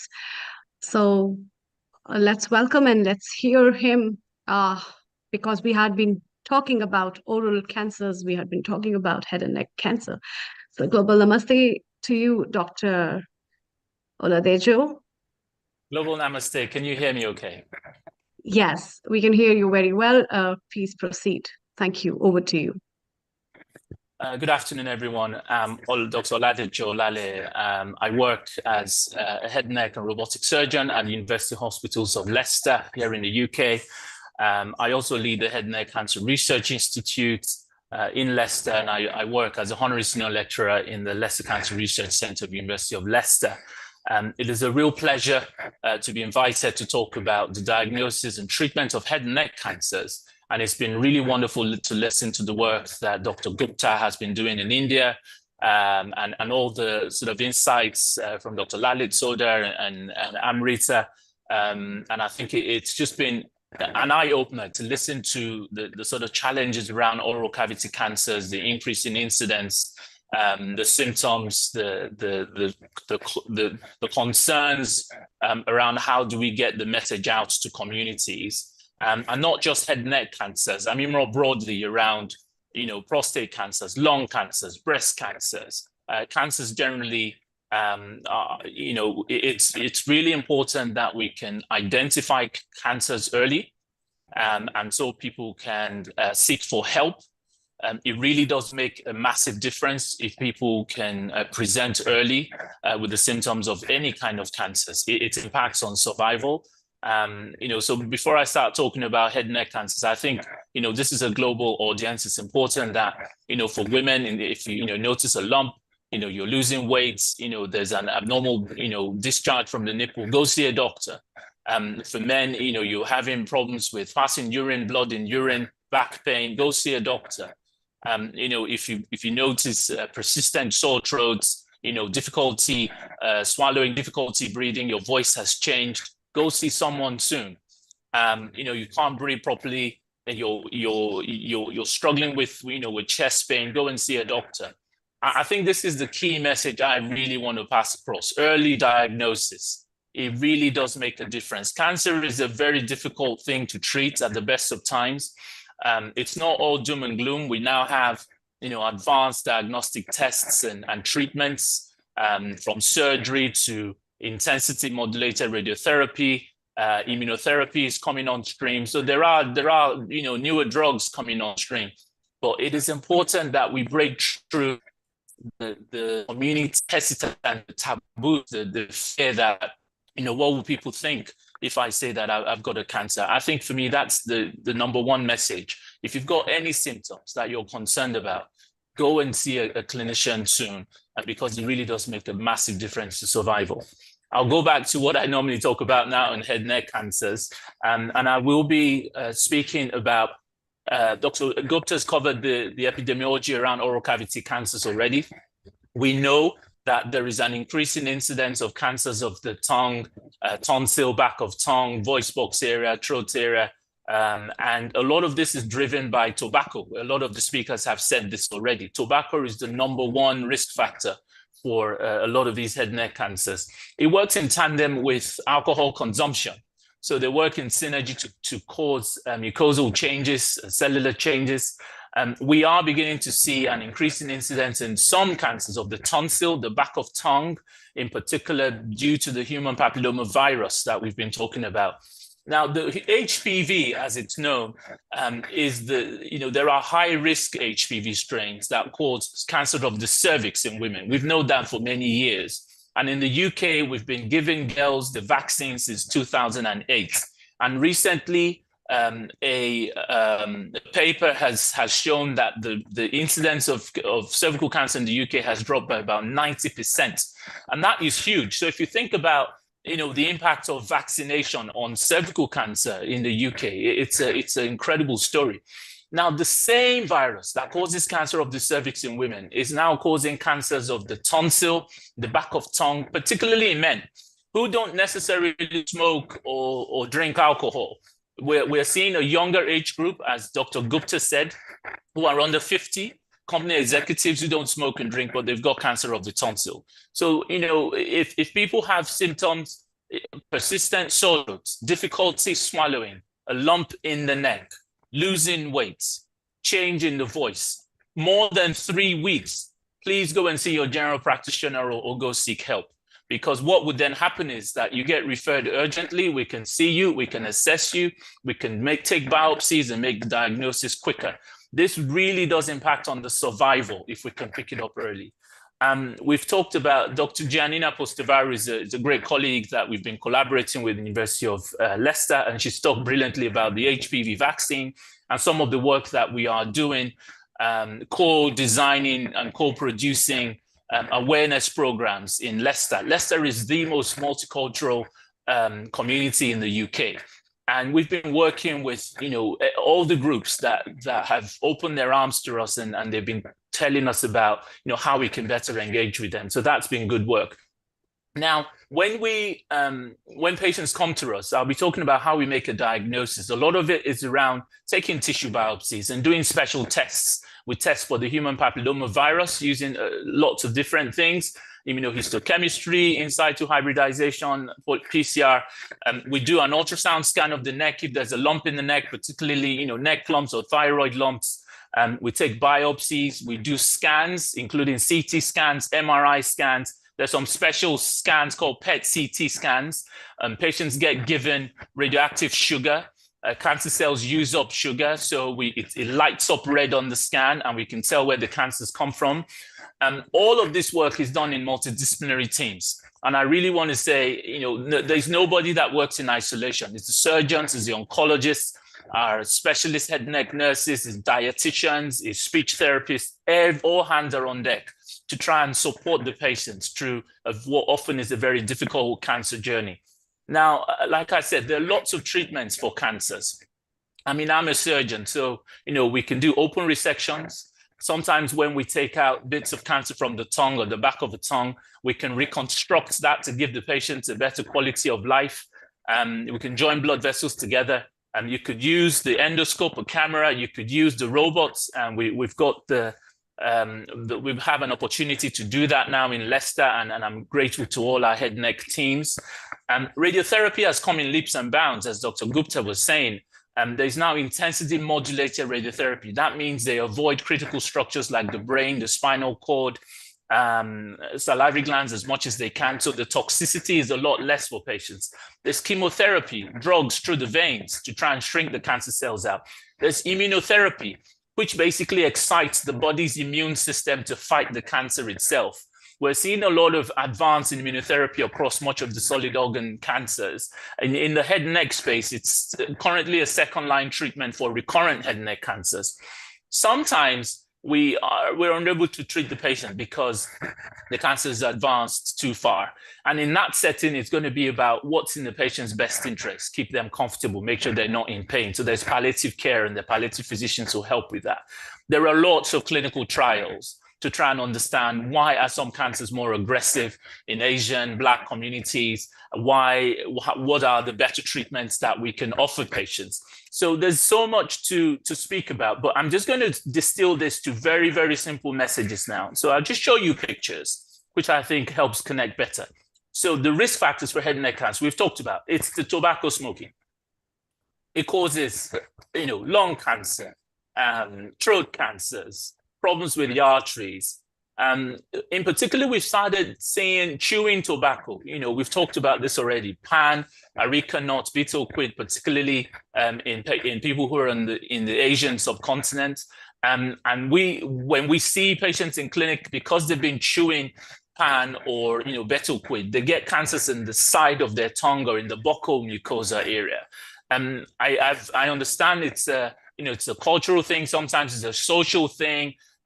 But we need to find a way to engage communities to find a way to modify this and reduce the addition of tobacco to pan.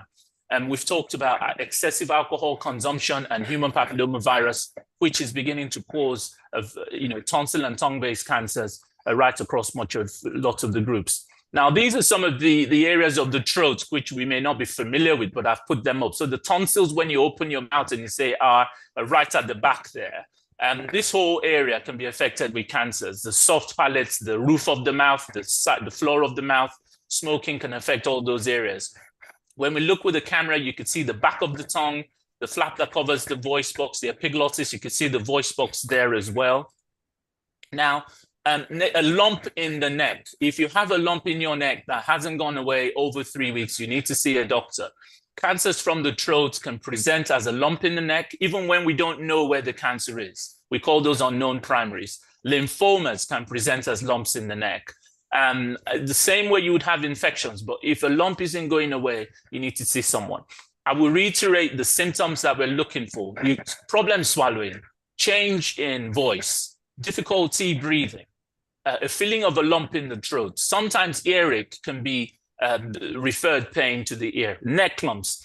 If you have a family history of cancer, your mom, your father, someone, it might be that you're at a higher risk of cancers, particularly other cancers like breast cancers and colorectal cancers. If you've got a past medical history, if you smoke or you drink excessive alcohol, or if you've got other symptoms like weight loss, night sweats, fevers, this could also be indicative of lymphoma.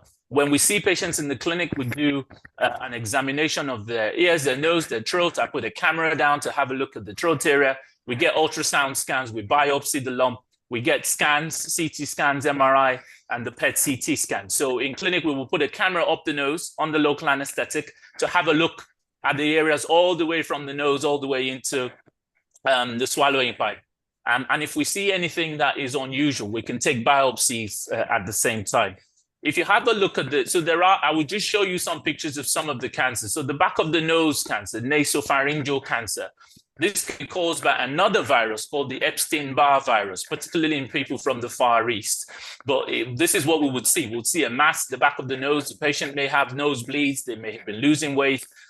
Depending on the stage of it, there might be visual problems or a blocked nose. We take biopsies of those. I'm going to put this screen up because this is the majority of the oral cavity cancers that we see. So when we talk about changes in the tongue, Dr. Gupta was describing it beautifully. When you see a white patch on the side of the tongue or on the tongue, it could be an early indication of a cancer. We call it a pre-malignancy. It is not quite a cancer, but it could transform into a cancer. A white patch, a red patch, erythroleukoplakia. If you see raised edges, like the middle picture, if you've got a raised edge, it could be that's a cancer. That needs a biopsy. That needs to come out. If you see a lump in the roof of the mouth, in the hard palates, that most likely, particularly in an ulcer that isn't going away, that's going to require biopsies. The tonsils. So if we look in the mouth, this is what we tend to see. So the tonsil on the one side, the patients may have had a persistent sore throat, not going away for more than 3 weeks. The tonsil may be bigger on one side than the other.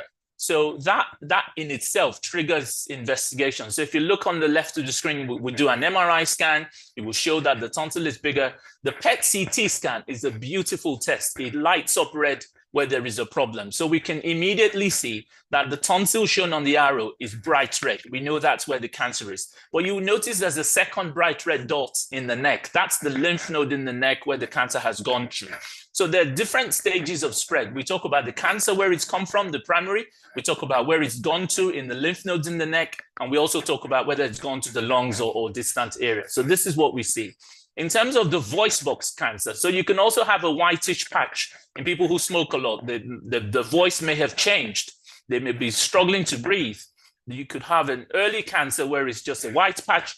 The cords may still be moving, but the picture on the right hand, on my right-hand side, you see it's begun to erode the entire voice box area. So patients like that will need radiotherapy or chemo.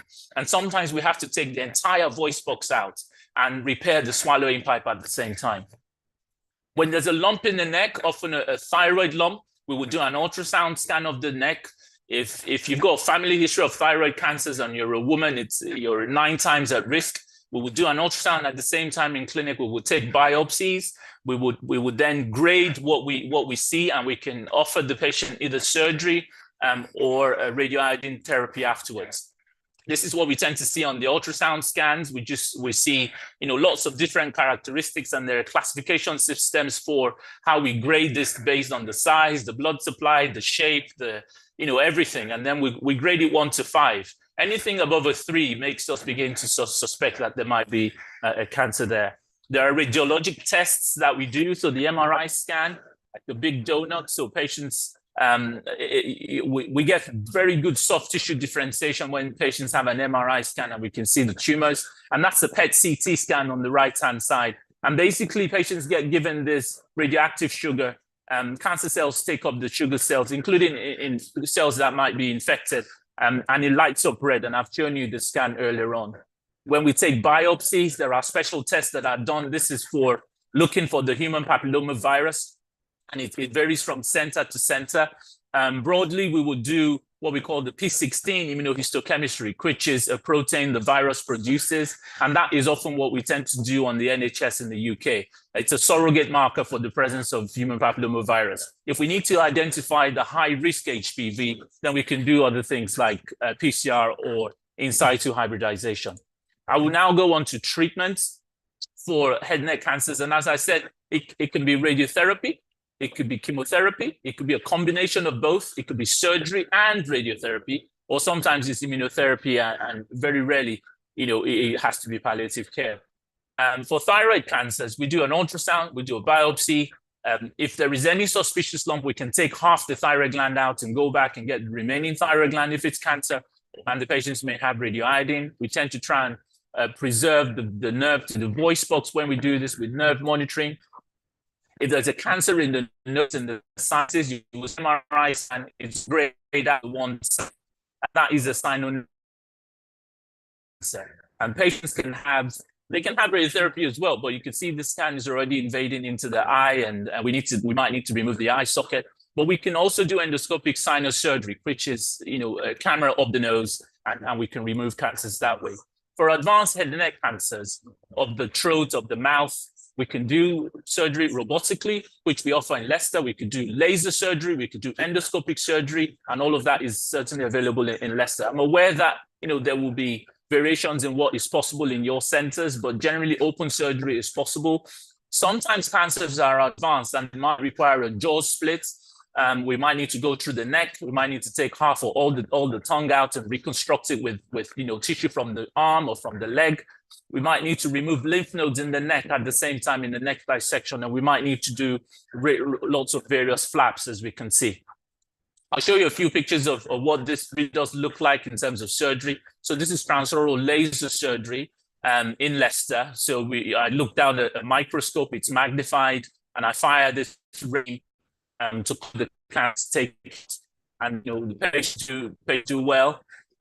We also do endoscopic surgery. So you could put a camera, a 0-degree camera or 30-degree camera through the mouth, and you could cut out the cancer with a hot knife. And endoscopic surgery is also possible.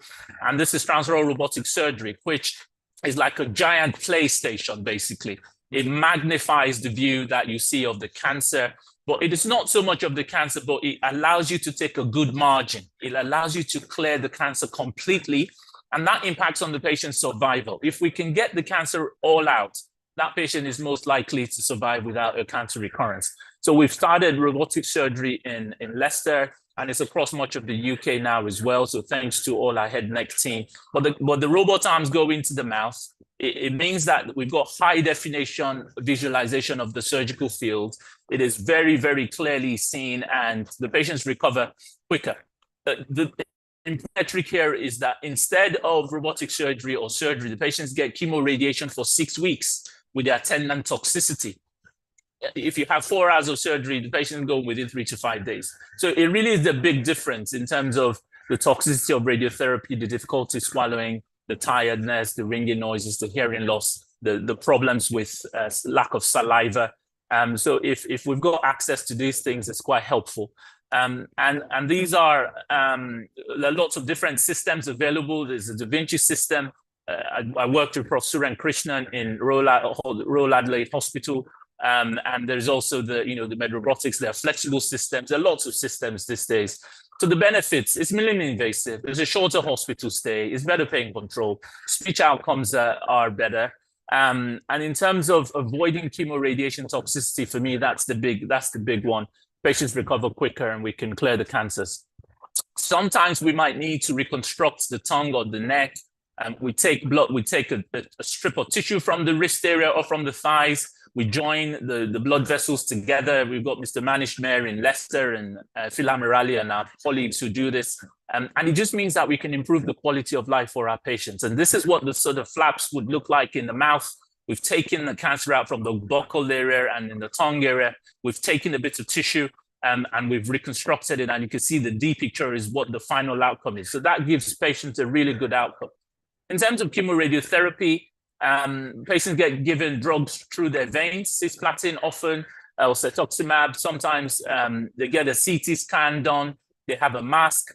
It's given over 6 weeks. It protects critical structures. But like I said, there are side effects that patients tend to have: a dry mouth, a sore throat, difficulty swallowing. So if that can be avoided, it's a great thing. Radiotherapy has moved on. This is like precision surgery as well. So you give the highest doses of radiotherapy to the area where the cancer is in the middle. And as you come out, you begin to give less and less doses of radiotherapy to protect the spinal cord and the brain and all the critical structures. And this is really done well by our oncologists. And finally, I'm going to say, it takes a village. It takes a whole team of people to look after cancer patients. It is incredibly hard on the patient and their families. We have Macmillan specialist nurses who work that journey with the patients from the moment we tell them they have a cancer diagnosis throughout the treatment. The oncologists are wonderful nurses on Kinmont ward, the tracheostomy nurses, dietitians, speech therapy, everybody. It's a big work to look after cancer patients. I really want to thank all our teams. So in summary, there's an increasing incidence of cancers of the tongue, the tonsil, the back of tongue. Human papillomavirus is a strong prognostic factor. So patients who have HPV-driven cancers tend to do better, whether to surgery or chemoradiation. Smoking, alcohol consumption are the main risk factors along with HPV. The symptoms will depend on the site and size of the tumor. And I cannot stress enough, early diagnosis is key. So if you've got any of the symptoms lasting more than 3 weeks, please go see your GP. And then you can have a combination of either surgery, chemo, radiotherapy, and sometimes when there's recurrent immunotherapy. It's all about early diagnosis, prompt management, the ongoing clinical trials to try and find better treatments for patients. And I just really want to say thank you for your attention. Thank you. Thank you very much. That was really wonderful. I think it has marked up one of the very great ways, and you're doing a wonderful job at University of Leicester. A great wish to you from all the Healing Our Earth family. Isn't it, Dr. Lalit, your one sentence take, and then we move to Mr. Lal Goel. I am blown away by Dr. Oladejo's presentation.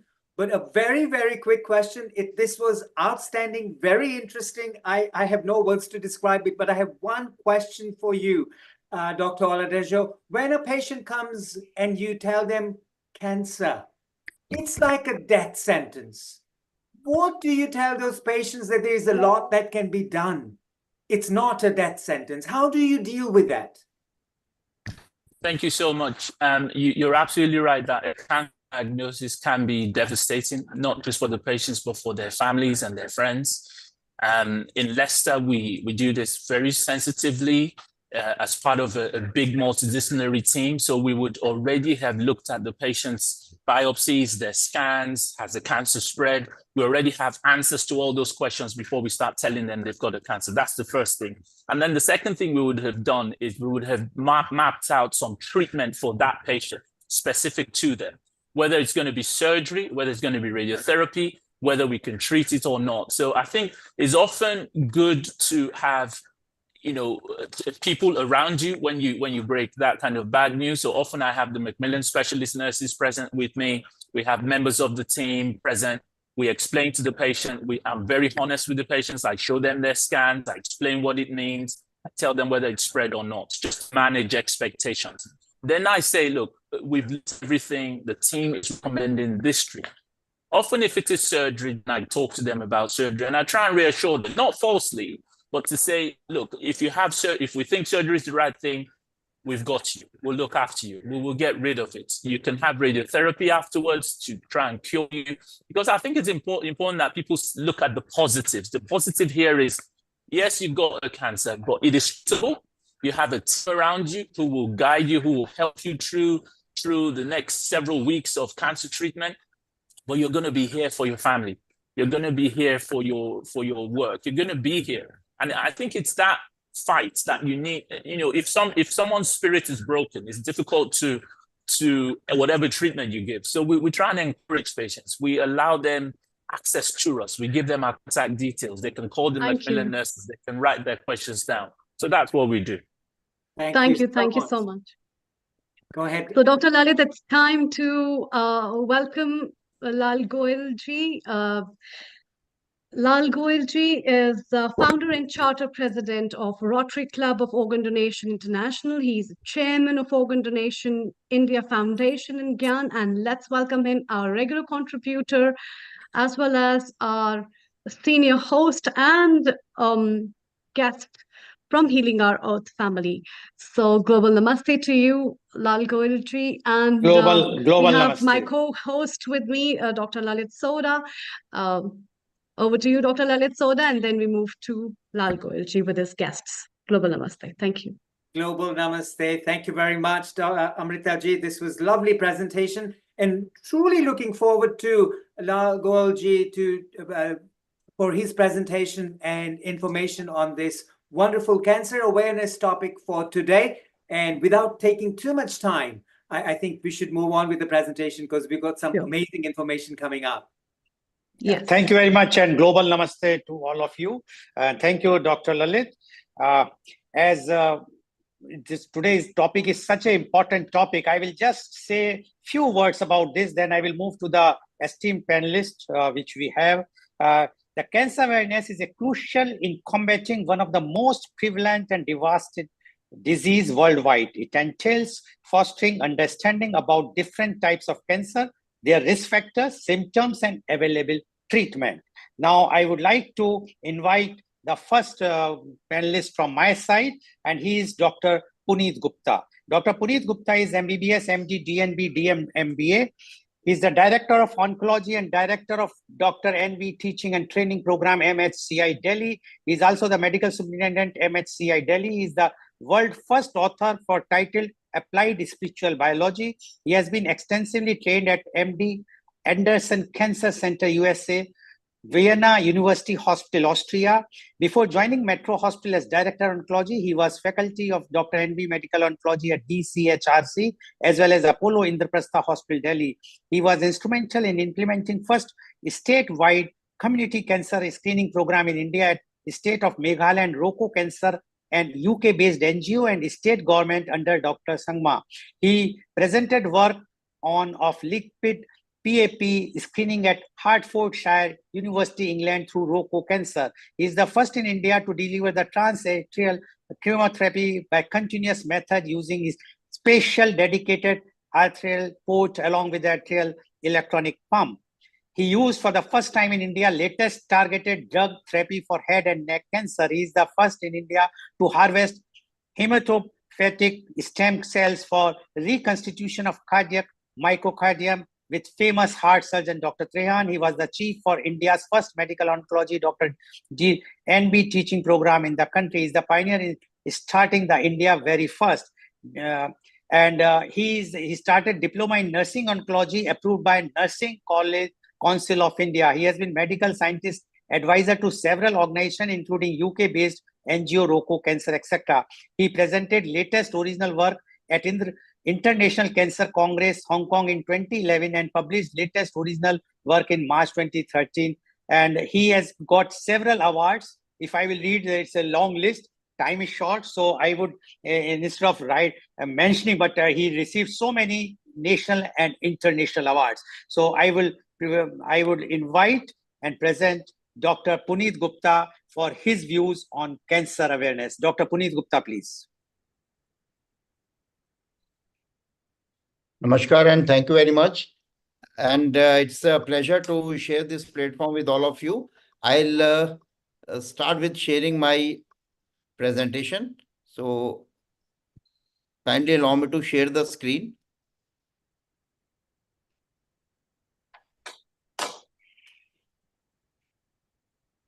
Yes, please go ahead.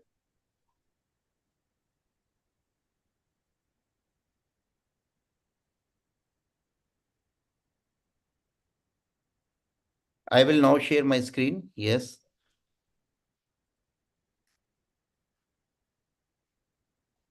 I think share screen is not getting. Share screen is possible, Mr. Nishit?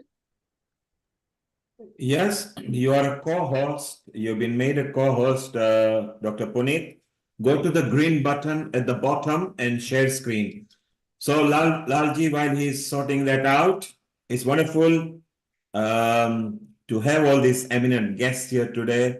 We shared from Midlands and Nigeria, and we are now going to India as well. Dr. Puneet, if you look at the bottom, there is a green button called Share Screen. If you click on it, and then go ahead and share your screen that you want to. You have been made a co-host at start. That's why you were able to unmute. Maybe if you can try to organize it, Lalva, we can go to our next guest while he sorts that out. Okay, Dr. Puneet, if you are taking time, I am moving to the next guest. Is it okay with you, or you are going to give? Please unmute yourself, Dr. Puneet. Dr. Puneet, please unmute. I prompted him. He will unmute now. Yeah. So Dr. Puneet, if you look at the bottom, there is a green button called Share Screen. Press that and you will see what you want to present, select, and then Share Screen. I think. Okay, you can do it. You can keep it ready. We move on to the next guest. We are definitely having you because you are very senior. I will go to the next guest. I can see here.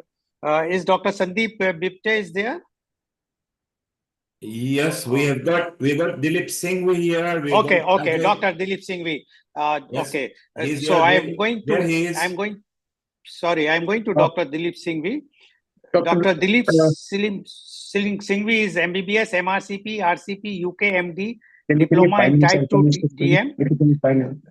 Yeah, he's the specialist of internal medicine and diabetes. He's the medical director of Apollo Hospital, Muscat. He's the recipient of Man of Excellence Award in 2017 for outstanding achievements in health and social sciences. He's recipient of Jewel of Rajasthan Award in 2012. He has published several research papers in national and international journals. He is one of the frontline COVID workers.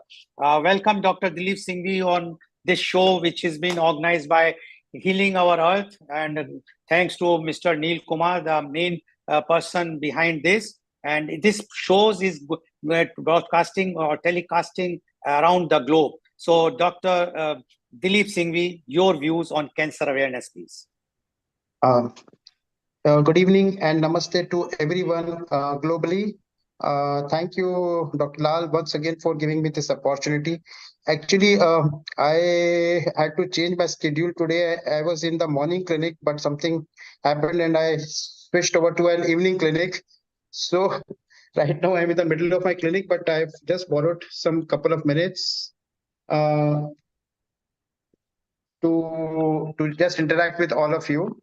Well, and because of that, I do not have a presentation right now, but I will give my thoughts on this important topic. Actually, cancer awareness is much needed across the globe. And just can, if you can give me a minute. Yeah. Yeah. That patient feeling better, sir. Sister, just tell her to wait 5 minutes.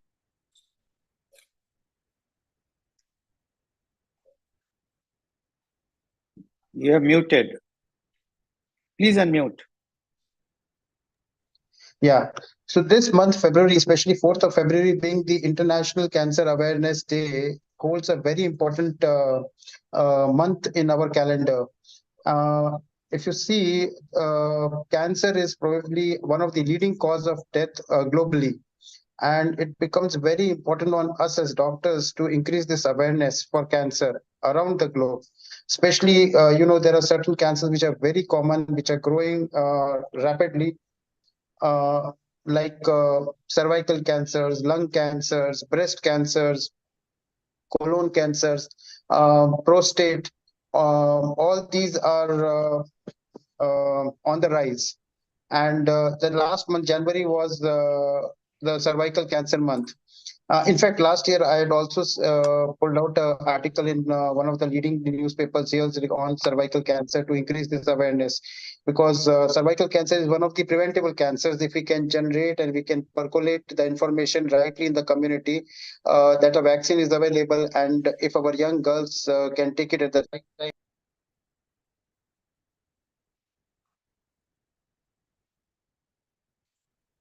I think some disturbance has come. Yeah. Can you hear me? Yes, yes, please go ahead. Yeah. So, cervical cancer being one of the preventable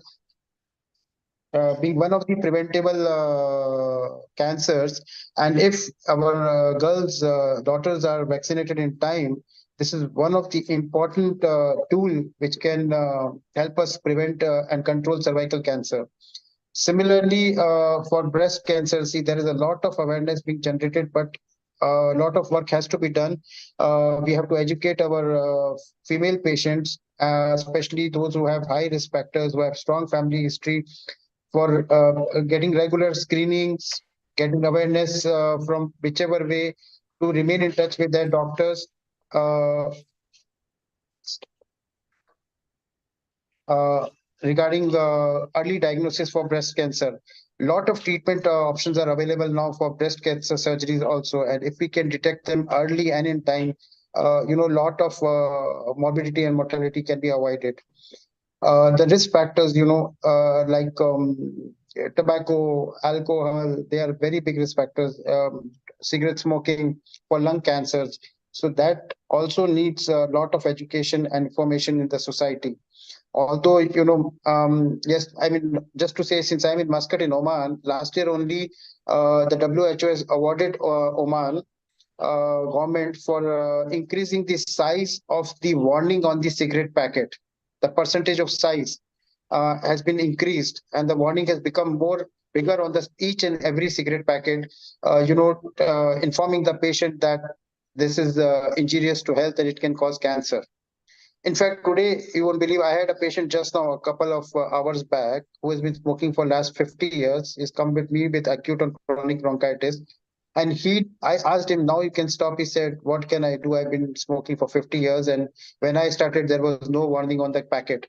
I said, for now, last 30 years, there is a warning. So he promised me that this Ramadan, he will try and stop it completely. So, this kind of personal experience, if a doctor can have with his patients and he can advise to quit smoking, it will go a long way in, controlling lung cancers and tobacco use, which can be very helpful in preventing oral cancers. Similarly, the other risk factors like, obesity, physical inactivity, heavy alcohol consumption, all these are big risk factors. So from our medical fraternity point of view, doctors' point of view, we've got a very big role to achieve in the society, to educate and the masses, the society, and bring awareness regarding this cancer, different type of cancers. That's it. Thank you, Dr. Dilip Singhvi, for giving your views, although we know that you are quite busy seeing the patients, but in spite of that, you have given the time, and you very rightly said that the doctors have a very, very big role to play, especially to create the awareness in the society. So thank you very much, and hope that in the next time when we will see in the next meeting, definitely you will give more and more time for. Yeah, sure. Thank you very much. Now, thank you so much. Yeah, thank you. Now I will again move back to Dr. Puneet Gupta. I think he's ready with his presentation. So Dr. Puneet Gupta, please go ahead. Please unmute yourself and share your screen. Yeah, please, I'm sharing. Yeah. Host has disabled. The host has disabled participant screen sharing. So kindly enable it. Yeah. He just, you will just get the permission. Is Mr. Nishit, are you are a co-host, Dr. Puneet, go and share the green button. Yeah, now you can. Yeah, thank you very much. Yeah, I'm able to do that. Yeah, green button is active now.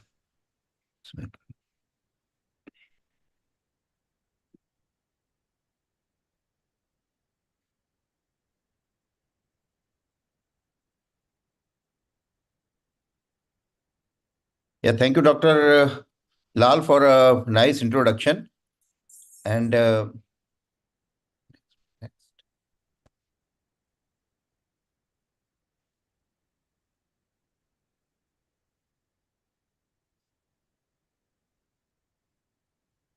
so after this short introduction, I'll start the agenda. We'll discuss today. This is that what is the basically I'll introduce how the cancer genesis happens in the human body through the normal pathways, and what is the secret of getting cancer, and then how actually we can safeguard. So secret working of human body in this, we must understand for the common public community point of view, that just like house walls are made up of brick, the human body is made up of cells. And these cells, the human life start from a single egg and the sperm combination, which we call zygote. And this zygote, then it survives and it starts doubling through what we call as the cell survival signal. This cell survival signal is constituted by three, we can say, the major chemicals in human cell, that is the DNA, RNA, and protein. This DNA, RNA, protein, we can say Dr. Puneet signal, DRP. We just to remember it. So DNA, RNA, and protein. So why we are going to understand this DNA, RNA, protein pathway? Because if something wrong goes in the DNA, either or RNA or in protein, the human cells that become the cancerous one. So that's why we must understand the cell survival signal, because then uncontrolled doubling happens through an error in DNA, RNA, and protein. And this is how all the diagnostic tests, the public must understand, had come. They either study DNA part or RNA part or the protein part. So this is very easy to understand. DNA, we understand that the people who discovered them, they got the Nobel Prize for it. And the DNA is in two places, nucleus or in the mitochondria. So after DNA, we must understand the RNA. RNA is derived from the DNA, and this makes what we say, RNA makes up what we call as the protein, the last product. So last product protein is there. So if there is any error in these three, DNA, RNA, and protein signal, what we are going to get is the cancer cell, and these cancer cells go on uncontrolled doubling. This protein now can mix with either fat or sugar, and this is how the cell metabolism happens.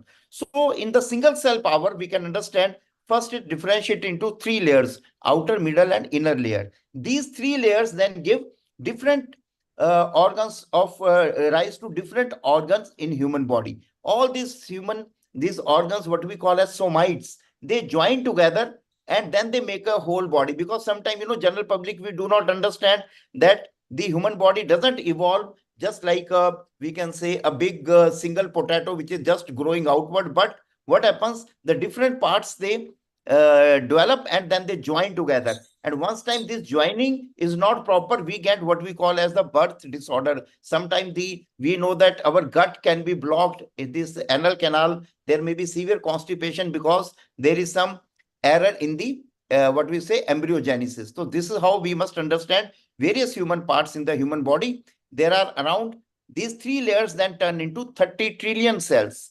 These 30 trillion cells now will give rise to a complete adult.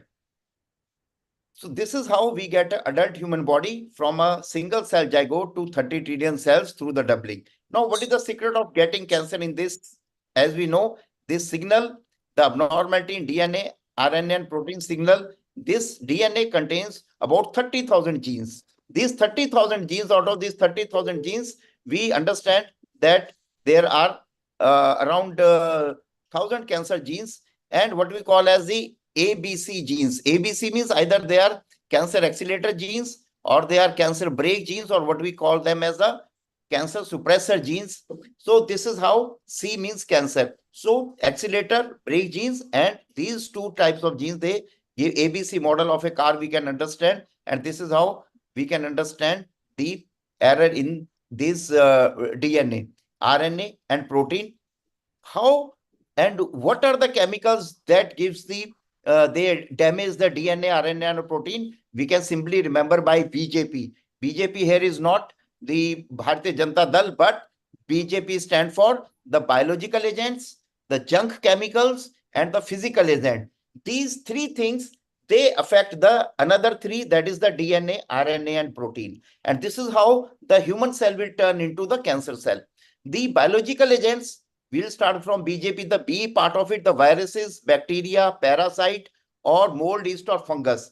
As very well has been delineated in the presentation, he has very nicely told how the head and neck cancer, the viruses are responsible. In cervix cancer, viruses are responsible. In bacteria can be responsible for gastric cancer and these how the parasites can cause urinary bladder cancer and other cancers, and the fungus can cause the liver cancer. So viruses, bacteria, parasite, and fungus, they can cause various kind of cancers. And now we come to the junk chemicals. In the junk chemicals, cigarette, tobacco is very important because tobacco contains 4,000 chemicals. Out of them, 60 are known to cause cancer. And the third part is BJP is the physical agents, whether they are cosmic radiation, machine radiations like X-rays, and gallbladder stones, urinary bladder stones, dead parasites, tubercular scars, chronic heat from Kangdi or reverse smoking. This is how the physical agents will give rise to the cancer. So what BJP does? BJP damages the DRP, that is the DNA, RNA, and the protein. So this is once this signal is hampered, the doubling of the cancer cells, it starts in an uncontrolled way. So these abnormal DNA, RNA, and protein proliferation, it leads to the cancer. Now we will talk some good news, which we must understand, public must understand, that is important for cancer screening in community. The familial cancers cancer happens only in families for 5% of the population. So we must understand, when I do camping, I had done a state program for whole of the state of Meghalaya. So every people used to say, sir, why we require the health checkup? Because in our family, there is no cancer. Because we must understand in the population that 95% times the cancer will strike the families where there was no cancer. So please be very careful. The cancer is going to strike the families where there was no cancer before, because only 5% cancer runs in the family. So there are different kind of familial cancers. These make the 5% of the population. And this is how the other families, we must understand that they run the risk. 95% times it will not be running in the families. So now coming to the next awareness, public awareness thing I like to talk. There is a very good thing in cancer, that is what we call as pre-cancer. What is happened at this pre-cancer is the cancer does not develop in one single night or in one single day. So what is important to understand, cancer take almost 5 years to develop. And this is a very good breathing time for us, where we doctors, the community, the educators, the counselors, the NGOs, the government and the state government, central government, we all can work together as a team. So where we can check the cancer in the pre-cancer stage, which we technically call stage 0. And as we know that the 3 layers which we have given, that they give rise to different organs, and at these the cancer especially joins it happens at the junction of the embryological layers. We understand in the mucosa, in the cancer cervix, where the 2 kind of different mucosa they meet, the virus very likely get attached here, HPV virus, and this is the site where what we call as transformation zone, the junctional zone, where the cancer is going to happen. So this is very important in understanding the cancer cervix. Similarly, what we understand that in the cancer cervix, once the timeline is important to understand, the normal human cell, after exposure to the virus for 2 years, then it starts becoming abnormal, and after 5 years, it turns into the cancer. But once it breaches the basement membrane, within 1 year, the person will be dead. So it is very, very important to understand that it has given us 5 years to develop and get detected. But once the cancer become invasive, what is from stage 0, it turns to stage 1, 2, 3, 4. It will kill the person very quickly within 1 year if remained unchecked. So it is very important for public awareness that we must educate them that you have got these 5 years with us, and please help all the NGOs, state government, all the team to detect it quickly. Similarly, in breast cancer, we know that breast cancer develop in the majority of the cancer either develop in the milk sac or in the ducts. So these ducts also, cancer become invasive after 5 years. So this is very important, what we call the history, to understand that the cancer dwells at almost 5 years and then it becomes the frank cancer. Similarly, at the junction of the lip, these cancers, they happen. And at the junction of the embryological, if you see the mucosa of the duodenum and mucosa of the common bile duct, where these junctions meet, there the cancer happens. And so the gastroesophageal gastric junction is very prone for cancer. Similarly, in children, we know in the cerebellum where the two embryologic layers they meet, the cancer in the children is at the vermis because that's the embryological layer. Now, from solid cancers, we understand the hematological cancers. Similarly, in hematological cancers, also the bone marrow, it will get exposed to the viruses like HTLV virus, HIV virus, and over 2 to 5 years, then it will transform into frank cancer. So this is how it is very important to understand that then it can develop into slow growing type of the leukemias or the fast growing type of leukemia. So till there is no breaking of the basement membrane, what we call as the pre-cancer. And once there is a breaking of the basement membrane, then it becomes the frank cancer. So this is how the cancers will develop slowly over weeks and years. And then it will grow, the cancer cell will start doubling from 1 million to 1 billion and to 10 trillion. That load will become so much that the person will die of cancer. So this is very important.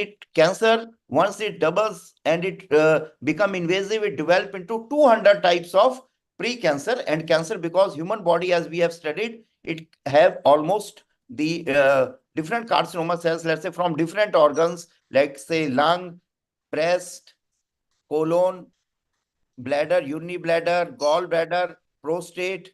So hematopoietic cells from the bone marrow, lymph node and lymphatic system, lymphomas, and bones and muscle cells, the sarcomas. So like this, there are 200 types of tissues and 200 types of cancers will develop. And now how we should save ourselves from the cancer. We understand that very many, celebrities had cancer. The Patrick Swayze, he is best known for his role in Dirty Dancing. He had pancreatic cancer. And the Roy Disney, then our Indian actor, Mr. Feroz Khan, our Indian Prime Minister Chandrasekhar, he had myeloma. And then Nutan, the actress, and Mrs. Nargis, she was diagnosed with pancreatic cancer. And Rajeshwari Appan, mother of Shri Devi, she also had cancer. So what is important is now we have to understand as a public how we should save ourselves from the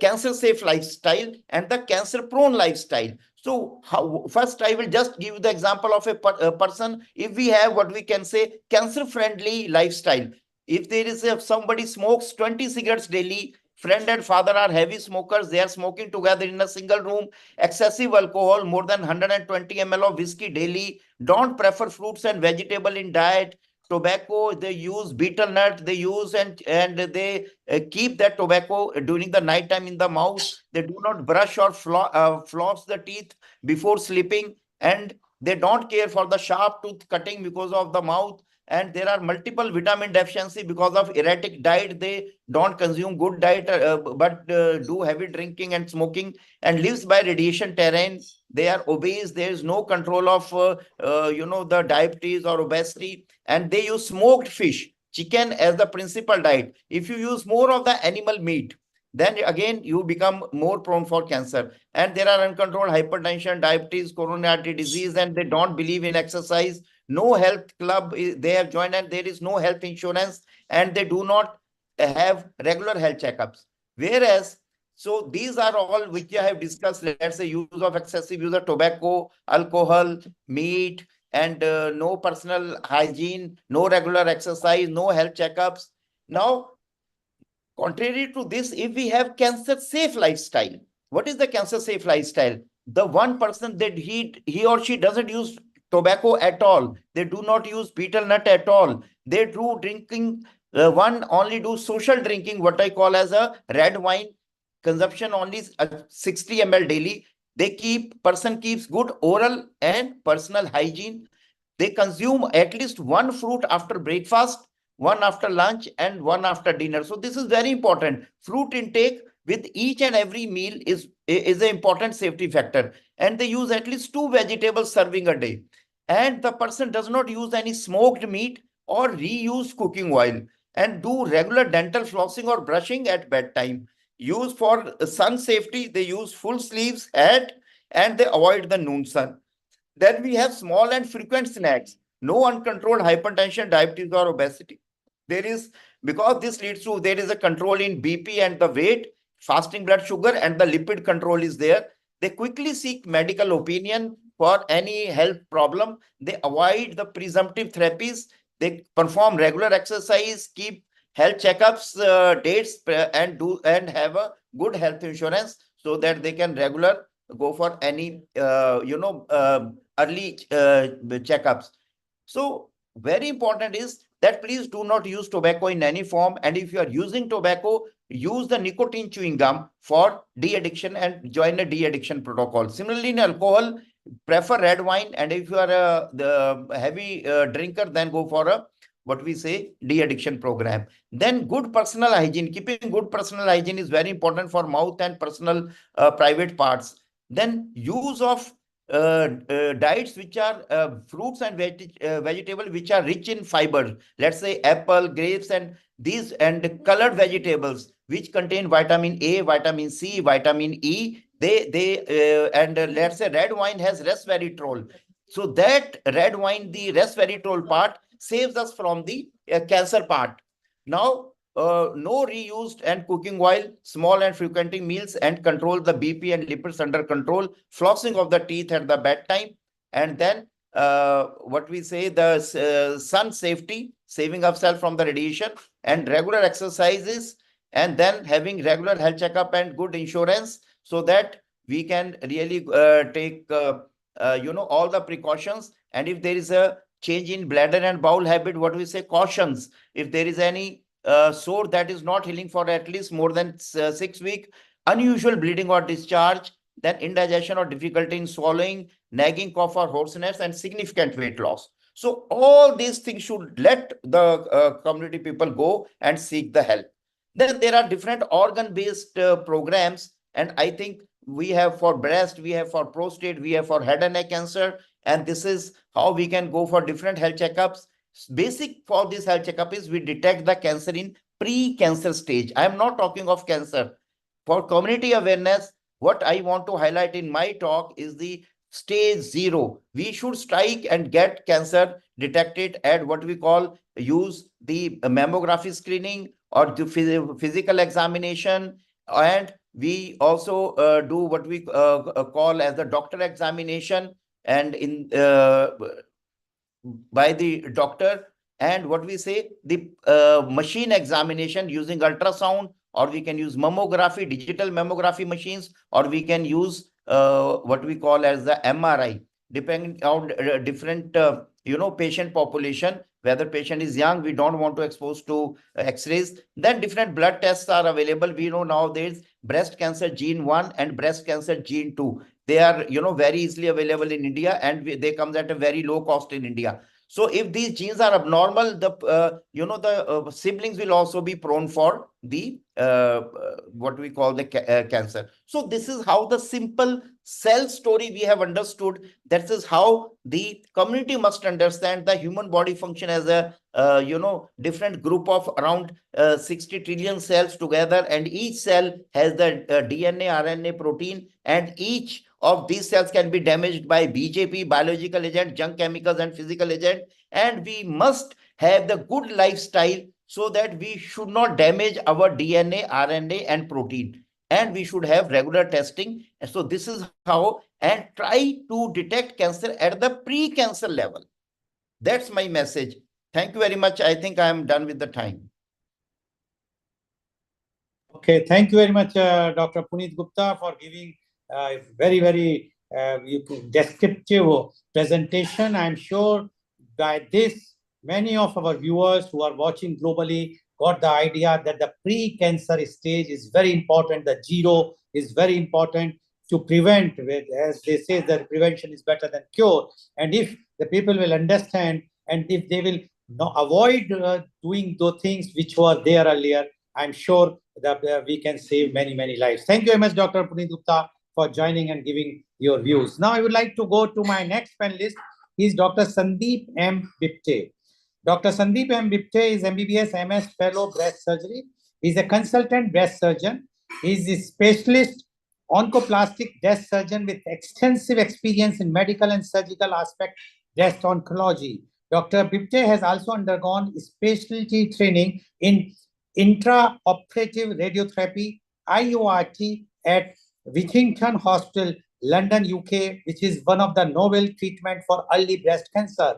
He has clinical excellence in diagnosis and management of benign and malignant breast diseases with over 250 to 300 breast surgeries performed yearly, along with clinical research, publications, and medical conferences. Dr. Bipte has been part of national and international conferences and training programs. He was invited as faculty in various national breast cancer conferences. Dr. Sandeep Bipte, are you there? Dr. Bipte? I can't see. I can't seem to locate him. Shall we go to rotate? One is Dr. Sharma? Ajay. Dr. Ajay Sashidhar is there? Yes, he is there. Okay, so I will go to Dr. Ajay Sashidhar. Dr. Ajay Sashidhar is MS, MCH, Surgical Oncology. He is the consultant in surgical oncology at NS Memorial Institute of Medical Sciences, Kollam. He is trained in evidence-based surgical management of head and neck, thoracic, gastrointestinal, genitourinary, breast, and sarcoma malignancies. He assisted and performed under supervision more than 400 open and minimally invasive major oncologic and more than 60 robotic-assisted oncologic surgeries. He performed complex surgical oncology procedures related to breast cancer, breast conservative surgery, sentinel lymph node biopsy, oncoplastic breast reconstruction and radical surgeries, GI total, subtotal, radical gastrectomy. And he was awarded and got recognition in many national and international conferences. Welcome, Dr. Ajay Sashidhar, for joining this global conference brought to by Healing Our Earth. And thanks to Mr. Neil Kumar and his team, who is organizing this program every Sunday to create awareness on different topics, whether it's a health, whether it's a yoga, meditation, many topics, so that the globally people should understand, and definitely giving the emphasis about what is going on in India. So thank you very much. Dr. Ajay Sashidhar, please. Thank you, sir. Thank you for the introduction. Am I audible? Yes, please go ahead. Most of the things which I was about to discuss has already been shared by Dr. Puneet, sir. So his presentation was wonderful, very explanatory and exhaustive. So anyway, I will go on to my prepared slides and I will share my views as well.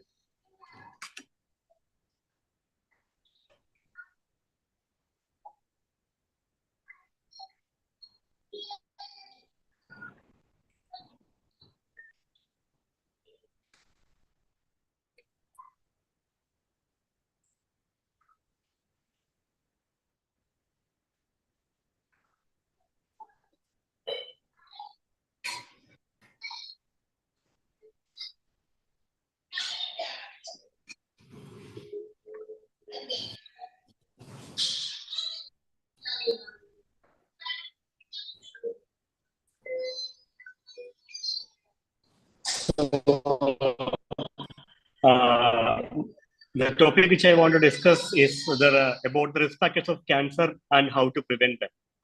So, as Dr. Puneet has already discussed, cancer, although we tend to think of it as a single disease, it's a large group of disease, and which can start in almost any organ. Is the tissue, the cells belonging to the organ grows uncontrollably. They go beyond their usual boundaries and they try and invade the adjoining parts of body, or they spread to different organs. And we know that the cell proliferation and repair, that is a part of our normal living. The repair and regeneration also requires cell division. But cell division in those scenarios have a definite endpoint. It stops as soon as it reaches its goal. But in case of cancer, the cell proliferate uncontrollably and they fail to differentiate into the terminal stage, or they fail to perform their functions, but only grows exponentially. So the neoplasms could be like two general types. The cancer which we normally discuss are the malignant neoplasms. Malignant neoplasms are synonymous with cancer. The cells which causes malignant neoplasms can invade and metastasize to other organs very rapidly. So there can be different types of cancers which arise at different organs. It could arise from thyroid, it can arise from breast, ovary, cervical cancer, pancreatic or colorectal cancer in females. Again, males, oropharyngeal cancers, laryngeal, stomach. Like in any organ where all organs are made of cells. So in any organs, the different types of cell can lead to different types of cancers. So these types are breast, uterine, cervical, ovarian, or there are even the malignancies which involve the blood producing cells are called leukemia or lymphomas. So these are different types of cancers that are there. And why cancer is important? As we know, cancer is a non-communicable disease, and the proportion of non-communicable diseases causing death is increasing by decade. So, like more than 80% of the deaths are presently caused by non-communicable diseases, which include cancer.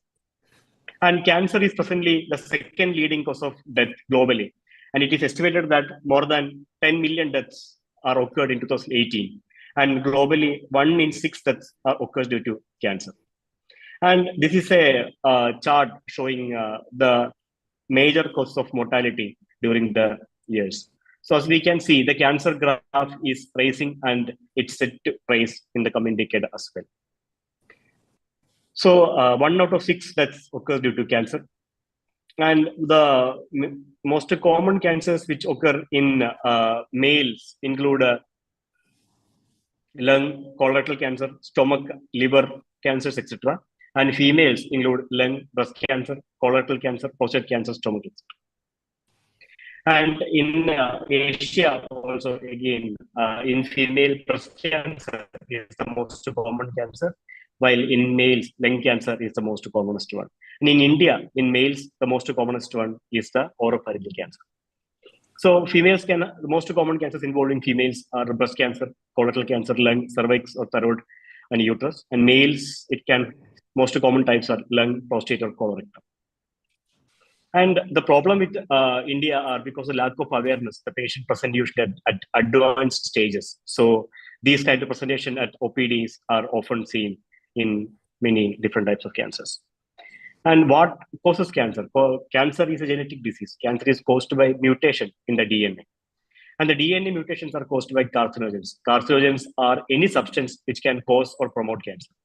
They could be, like Dr. Puneet has already mentioned, physical, chemical, or biological or environmental factors. So what makes a cancer cell different? The cancer cells have their own growth signals. They are self-sufficient in growth signals.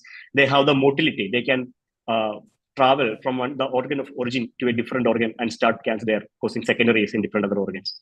And they have immortality, like they can divide uncontrollably. And they have sustained angiogenesis because growth of any cell require blood supply also. So a cancer cell attracts blood vessels towards itself, causing increased angiogenesis. And it has the capacity to invade and cause disease in somewhere else also. And there are many, we are constantly exposed to different carcinogens around us. The carcinogens can be present in the home and environment, which include pesticides, different aerosols, the ultraviolet radiation, the carcinogens which are present in the vehicular emissions, the radon gas. And again, in foods, it can be preservatives and even highly sweetened or the processed sugars in juices, etc., can become a carcinogen. And dietary fat, because it can cause obesity, which again can cause different types of cancers. Highly spicy food and certain fermented foods can also cause cancer. And lifestyle causes of carcinogens include tobacco chewing, different tattooing, tar from smoking, etc. And then some people are occupationally exposed to carcinogens from their work. Maybe we working in the paint and dye industry, or technicians which are working with the gamma irradiation, asbestos, etc. And there are many viruses which can cause cancers, which include herpes virus, HPV, hepatitis B and C virus, and H. pylori, which is a bacteria. And there are different types of carcinogens which are grouped by IARC, International Agency for Research on Cancer, into different groups. The group 1 carcinogen, which are definitely known to cause cancer, include smoking, exposure to solar radiation, alcohol, as well as processed meats. And the group which probably carcinogenic to human include emission from high temperature exhaust, deep frying, some steroids, and exposure to working in hairdressing and red meat. These are probably human carcinogenic. And there are different carcinogens in the environment are grouped into different categories according to the risk of causing cancer. So the major cancer causes include tobacco, alcohol use, physical inactivity, dietary factors, infection, environmental pollution, occupational carcinogens, and radiation. And tobacco is the most important risk factor for cancer, and it is responsible for approximately 22% of cancer deaths. And tobacco is consumed in different ways. It can be smoked or it can be smokeless tobacco. Smoked tobacco include cigarettes, cigars, pipe smoking, etc. Where smokeless tobacco include chewing tobacco, snuff, etc. And smokeless tobacco comes in different forms. Any form of tobacco can cause cancer. It can be zarda, gutka, tambak. So many different variations of tobacco are available throughout India. And tobacco, it is the single most important cause of preventable death in the world. And it can cause disease because of the smoke. Even our close relatives which are exposed to secondhand smoking, like female or children, can develop every year, and more than tuberculosis, HIV, AIDS, and malaria combined. And stopping tobacco is the most important thing in preventing cancer. And tobacco can cause lung, cancer, kidney, liver, and lung and colorectal cancer also. And next important thing is the alcohol. Alcohol can cause 7 different types of cancers, including mouth and upper throat, larynx, esophagus, breast cancer in women, liver, and bowel cancers.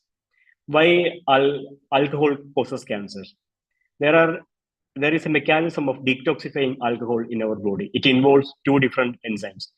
Alcohol dehydrogenase degrades alcohol into formaldehyde. Formaldehyde is a known carcinogen. And formaldehyde is detoxified by aldehyde dehydrogenase. Formaldehyde as well as acetaldehyde, both can cause different types of cancers. So the rate of activity of this enzyme are different in different individuals. Which case, in some individual, if the aldehyde dehydrogenase enzyme is acting at a lower rate, it can cause accumulation of acetaldehyde. It can cause, again, mutation in DNA and can cause cancer.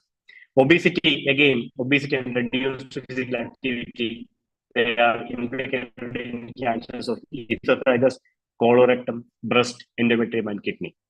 And dietary factors, which include the reduced consumption of fruits and vegetables, and increased consumption of fast foods and refined sugars and red meat. These can, again, cause cancer. Infections like, again, about 15% of all cancers are attributed to infections like HPV, hepatitis B and C, and Epstein-Barr virus, etc. And occupational radiation, occupational exposure to asbestos can cause mesothelioma. Radiation exposure during occupation can lead to disease of the thyroid, breast, skin, and blood cancers. Again, environmental pollution, indoor and outdoor pollutions are there, which can cause lung cancer or liver cancer because of the pesticides and aflatoxin in our diet. And the most important thing is the 30 to 50% of all cancers are preventable. 50% of the cancers are inevitable, but up to 50% of the cancers are preventable. How to prevent cancer? The preventive strategies include, first and foremost, is to stop tobacco in any form, and include fresh and seasonal fruits and vegetables in the diet.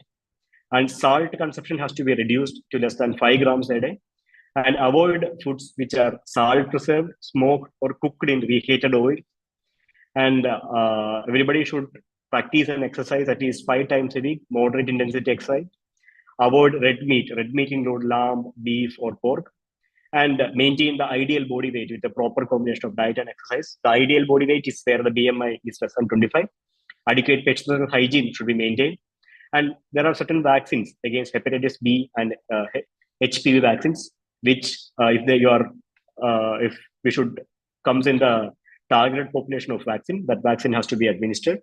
Report early signs and suspected signs should be reported early to the doctor, and proper protection in occupational settings is important. And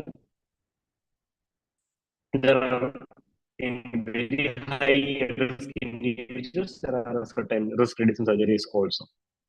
And what are the most common presentation of most common types of cancer? The most common type of or lump in the breast.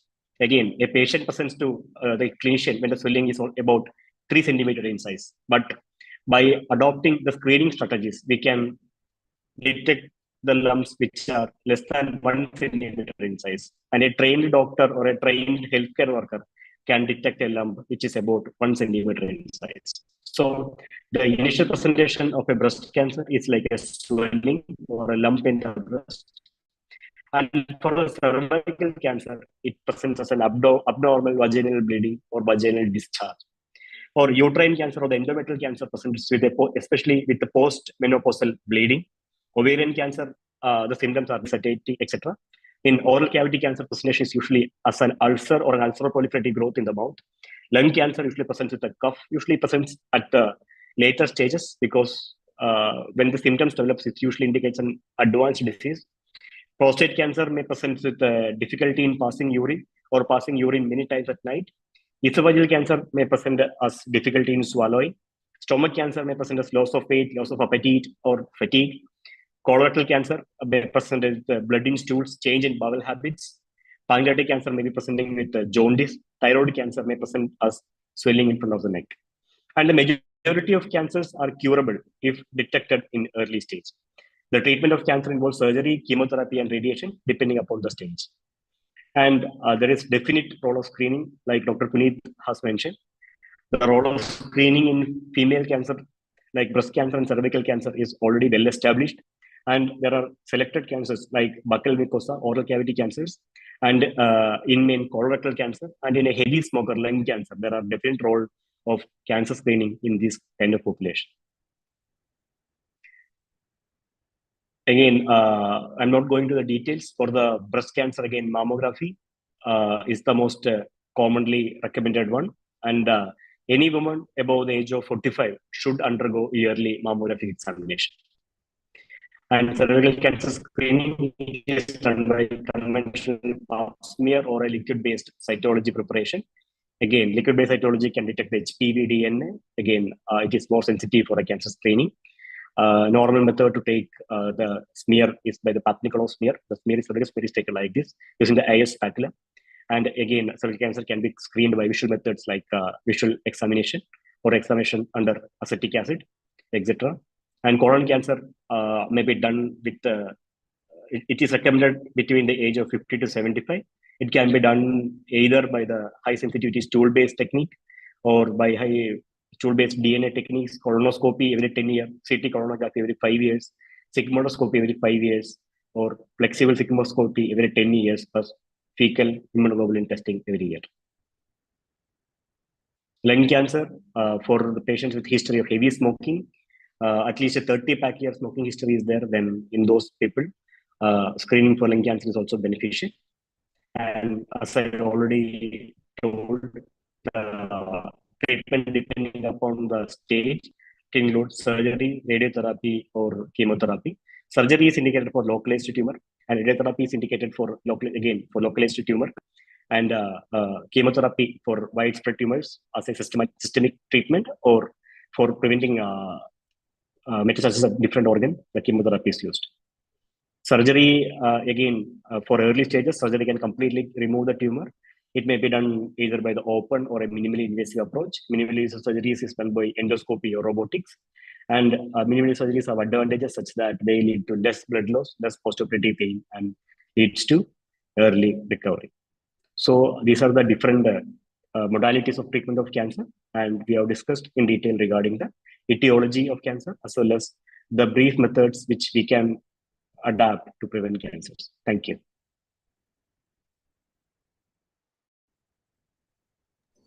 Thank you very much, Dr.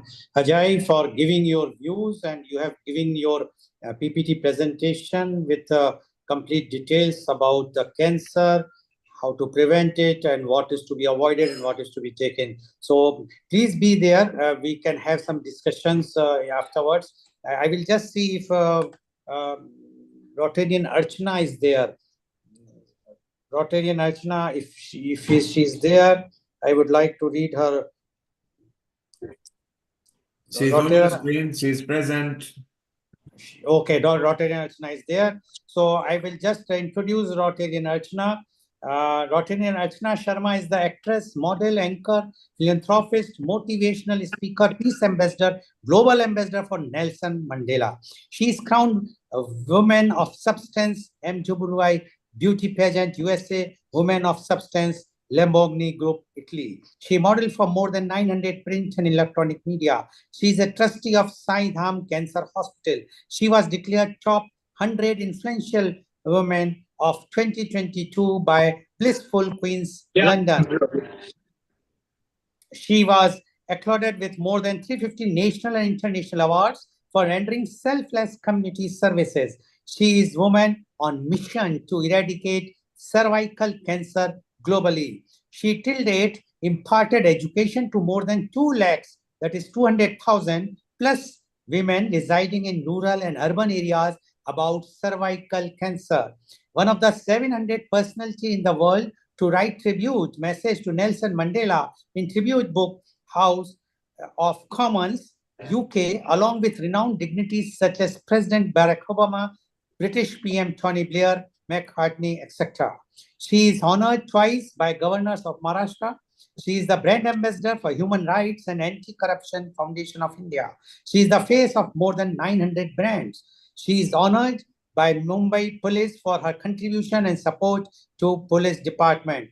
Welcome, Rotarian Archana Sharma, on this show, very, very important show, although you are earlier also the part of this show, so you know very well this shows which goes globally under this Healing Our Earth, and Mr. Neil Kumar and his team is doing wonderful job every week, coming out with a new topic. And Rotarian Archana Sharma, you have heard all the top doctors of different fields in cancer. They have given their views. You being a trustee of a very prestigious hospital at Shirdi, and the best part is that your hospital is performing surgeries free of charge to the poor patients, for the poor patients, whosoever is going there. And this is something very noble cause which you are associated, and you are associated with so many other philanthropies work. We would like to know from you your views about the cancer awareness. Rotarian Archana Sharma, please. Jai Hind, global namaste to all the wonderful human family, and thank you so much for enlightening so much knowledge on cervical cancer and other cancers. My main agenda today to bring to enlighten all people here is that we need to talk about importance of menstrual hygiene. Because what happens when you don't have importance of menstrual hygiene awareness, this leads to cervical cancer, it leads to your breast cancer. And woman is the creator of this universe. So we need to have a mission which I started, is known Healthy Womb, Healthy Nation. Because the womb is healthy, the nation will be healthy. Because woman is making the nation. So we need to focus on creating awareness, not only in the urban areas, but in the rural areas also, where medical awareness does not reach. We are always focusing on giving treatments, on giving sessions, awareness sessions, talks on urban areas, but we do not focus on our 80% population will live in the rural areas. So my area focuses totally to bring awareness, mobile vans, if we can all work on it and take these vans across to the small towns of our states and create awareness to the girls who are going to become the future, who are going to create a new future for all the nations. And we can educate them what you need to do in those 5 days. What are the precaution when you have stopped your menopause to these underprivileged women who are residing in the villages, in small towns. And we can definitely work on a mission of eradicating cervical cancer. Second important factor, which I feel, is that we are creating still a taboo that cervical cancer is an untouchable disease, which is still not. There's a lot of lack of awareness. If we can create social messaging films, which can be displayed in the theaters, can be given education to the girls at a very young age in their education institutions, this will create a lot of impact of cutting down the cervical cancer death rate and the other cancer death rate, which is on a high spree because of lack of education, lack of importance given to this subject, which is so important. And I plead to one and all, let's unite to make this world a healthy world by giving the woman the power of bleeding healthy, giving her the power to talk about the subjects openly, and also to doctors to please move to the rural areas and let us impart education to that sector which is lacking the most in today's society. Mr. Goel, you are doing a wonderful philanthropic work, and along with Mr. Neil and all the other people are doing amazing work. But I think the most important aspect which we do not look into is if we only nurse the surface, we're not nurturing the roots. And the cervical cancer, everything starts after when you stop your menopause. So what woman lacks knowledge? Okay, once I've stopped bleeding, I've delivered my baby, everything is done. And that's the time when a womb does not get proper nurturing. And then it starts leading to all the other aspects with the renowned doctors have already given information about it. So my humble request to Mr. Goel is that please create awareness on menstrual hygiene at a very young stage, where we can all write to the education department. If this subject can be incorporated to the children at the very later stage of their education, like, where in A standard, they get to know what is menstrual hygiene, what is cervical cancer, what are the different types of, preventive measures can be taken. Because what happens in our country, we believe in prevention and cure, but we do not believe in creating awareness and detection. Detection camps are very, very low in this country. Prevention camps are many. Everybody has a preventive camps. But why cannot we not have a detection camp? Let's detect it, prevent it, and then cure it. There are three aspects which can reduce the cervical cancer death rate, the breast cancer death rate, and also we need to understand we are one platform voice for the health ministry to create educational programs and mobile vans. As we have fought polio, we have fought HIV, we have fought tuberculosis, why cannot we not fight against eradicating cervical cancer? So this is my message. Yes, Rotarian Archana Sharma, you have very strongly appealed, and I'm sure this appeal should go a long way. But my only thing is, as you mentioned about the polio was eradicated with the help of an NGO, and that is Rotary Club. Everybody knows Rotary International played a very important role. That's exactly, I'm going to come to my second segment. Yeah, you being a Rotarian yourself, don't you think that NGO can also play very, very strong role, important role, along with the doctors, as Dr. Gupta has mentioned, that the stage 0, when if we will pre-cancer stage, if we can detect, as you rightly said, then definitely the cancer deaths can be reduced. What do you say about this, So that is what I was coming to, Mr. Goel, to second part of association. Association with the schools, association with the NGOs, association with the government bodies, and association with the ex-health retired officers can create a huge impact of reducing this deadly disease down in urban and rural areas. What is happening is that we are passing the buck on. Okay, if the health ministry doesn't do it, why are we laying back? But it is the Rotarians, it is the NGOs who are like, your Rotary Club and my Rotary Club, who are trying hard to create this message globally. And today, if you realize, Mr. Goel, there's an international Rotary which is seriously taking the subject now on their priority list. Initially, cervical cancer, breast cancer was not taken on a priority notices. It was okay, fine. TB cancer was taken, lung cancer was taken, blood cancer was taken. But when it came down to the creator of the universe, nobody was serious about it. Even till today, there are very few NGOs who believe that the womb needs to be given its right to live, be healthy. Because if the womb is not healthy, Mr. Goel, the nation cannot be healthy. And if we're talking about eradicating diseases from this country or from any other country, you have to first nurture the root, that is the womb of the woman. If she gets proper nurturing, as a seed gets a proper nurturing, proper manure, same way the womb gets proper medicines, proper nutrients, proper hygiene, proper cure, definitely we will be building a healthy nation. So my request to Sorry. Please go ahead. Please go ahead. So my request to everybody on this platform is that even if you can dedicate 1 hour in a week within your locality to do a free checkup of your own maids, of your own locality people who are senior citizens, who are single parents, who are working parents, and you can just dedicate 1 hour of your week's schedule, plan it in your clinic, plan it in anywhere in your community hall, plan it in your society halls.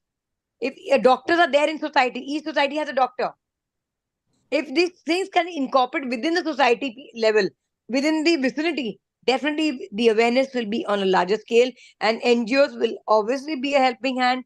It will be a boon not only for you giving back to society, but you helping the unvoiced people. Let's be the voice of voiceless, because I know a lot of single parents where medical camps are not conducted for them because they are not able to meet their financial needs, because being a single parent, not able to move their health care finances, they'll get back into their cocoon and then they do not do health checkups, and there are no NGOs which are there specifically dignified for single parents. So I request all the doctors, please hold a camp for middle class single parents and let us cure this We will disease see from the root.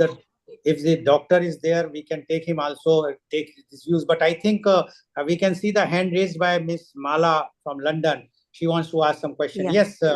Yes, please. Well, thank you. I mean, this is a very big issue. You've got the issue in rural, parts of the countries as well. You've got the cultural issue, the socio-economic factors, and cultural issues. I mean, there's education, but then when they go away with the education, they may not have the facility or even the extra. We call it in London period poverty.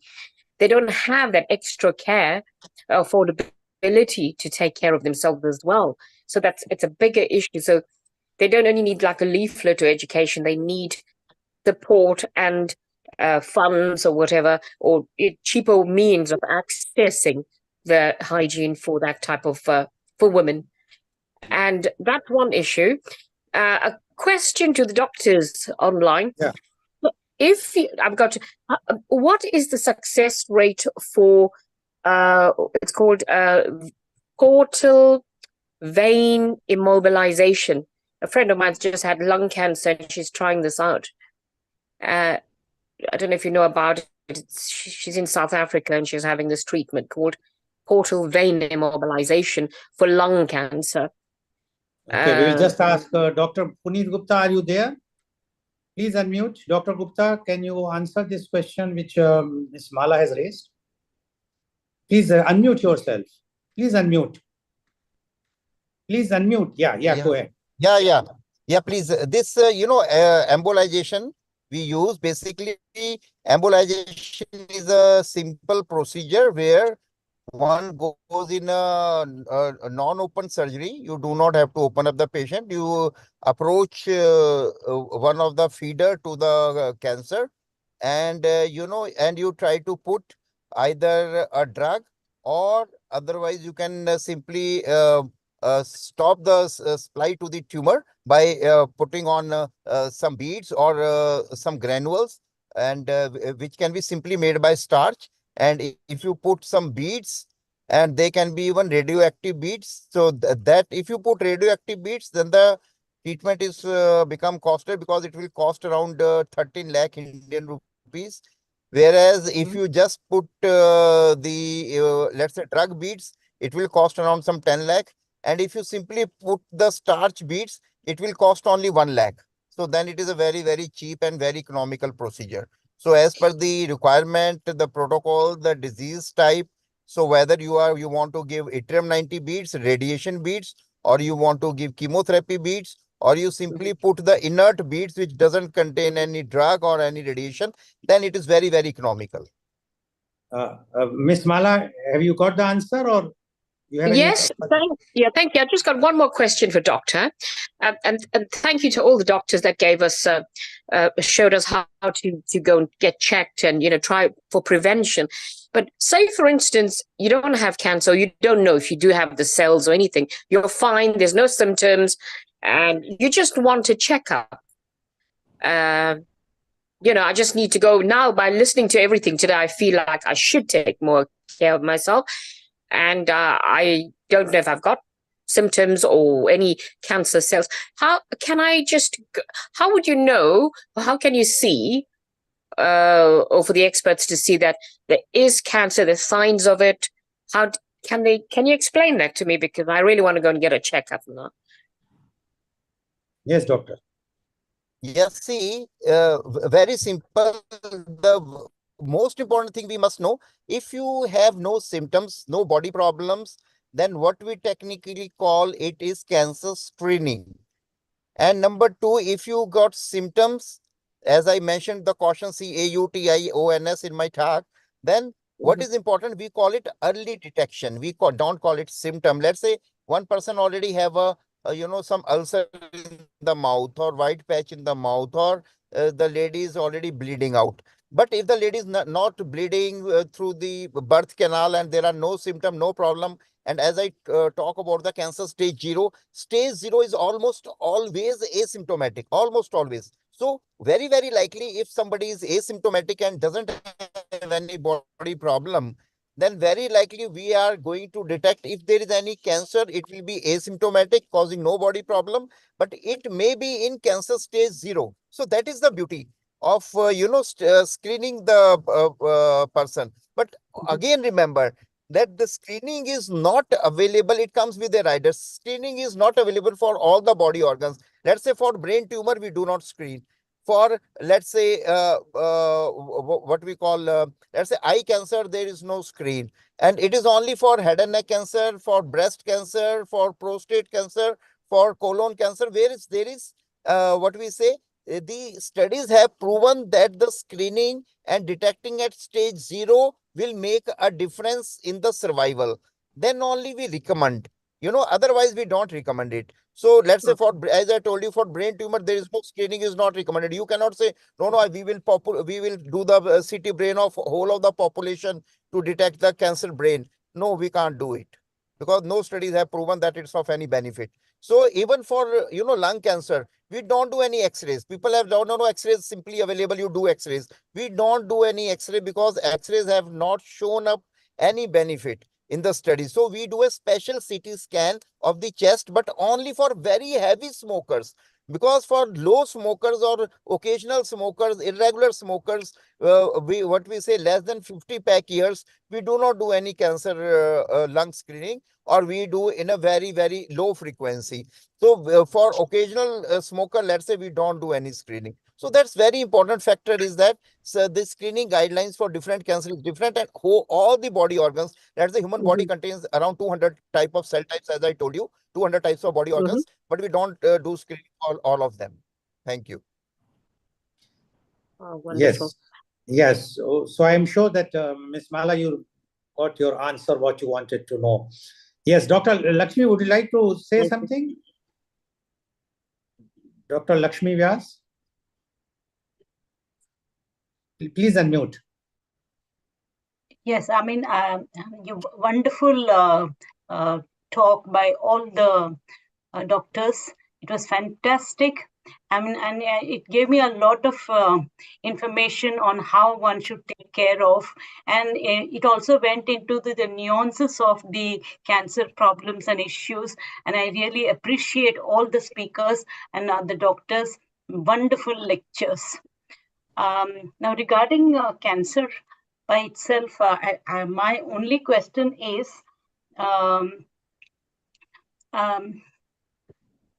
body, some doctor said just now that one has to be very clean, and you have to be from internally and externally, you have to be very clean. Now, I would like to get a little more information on that.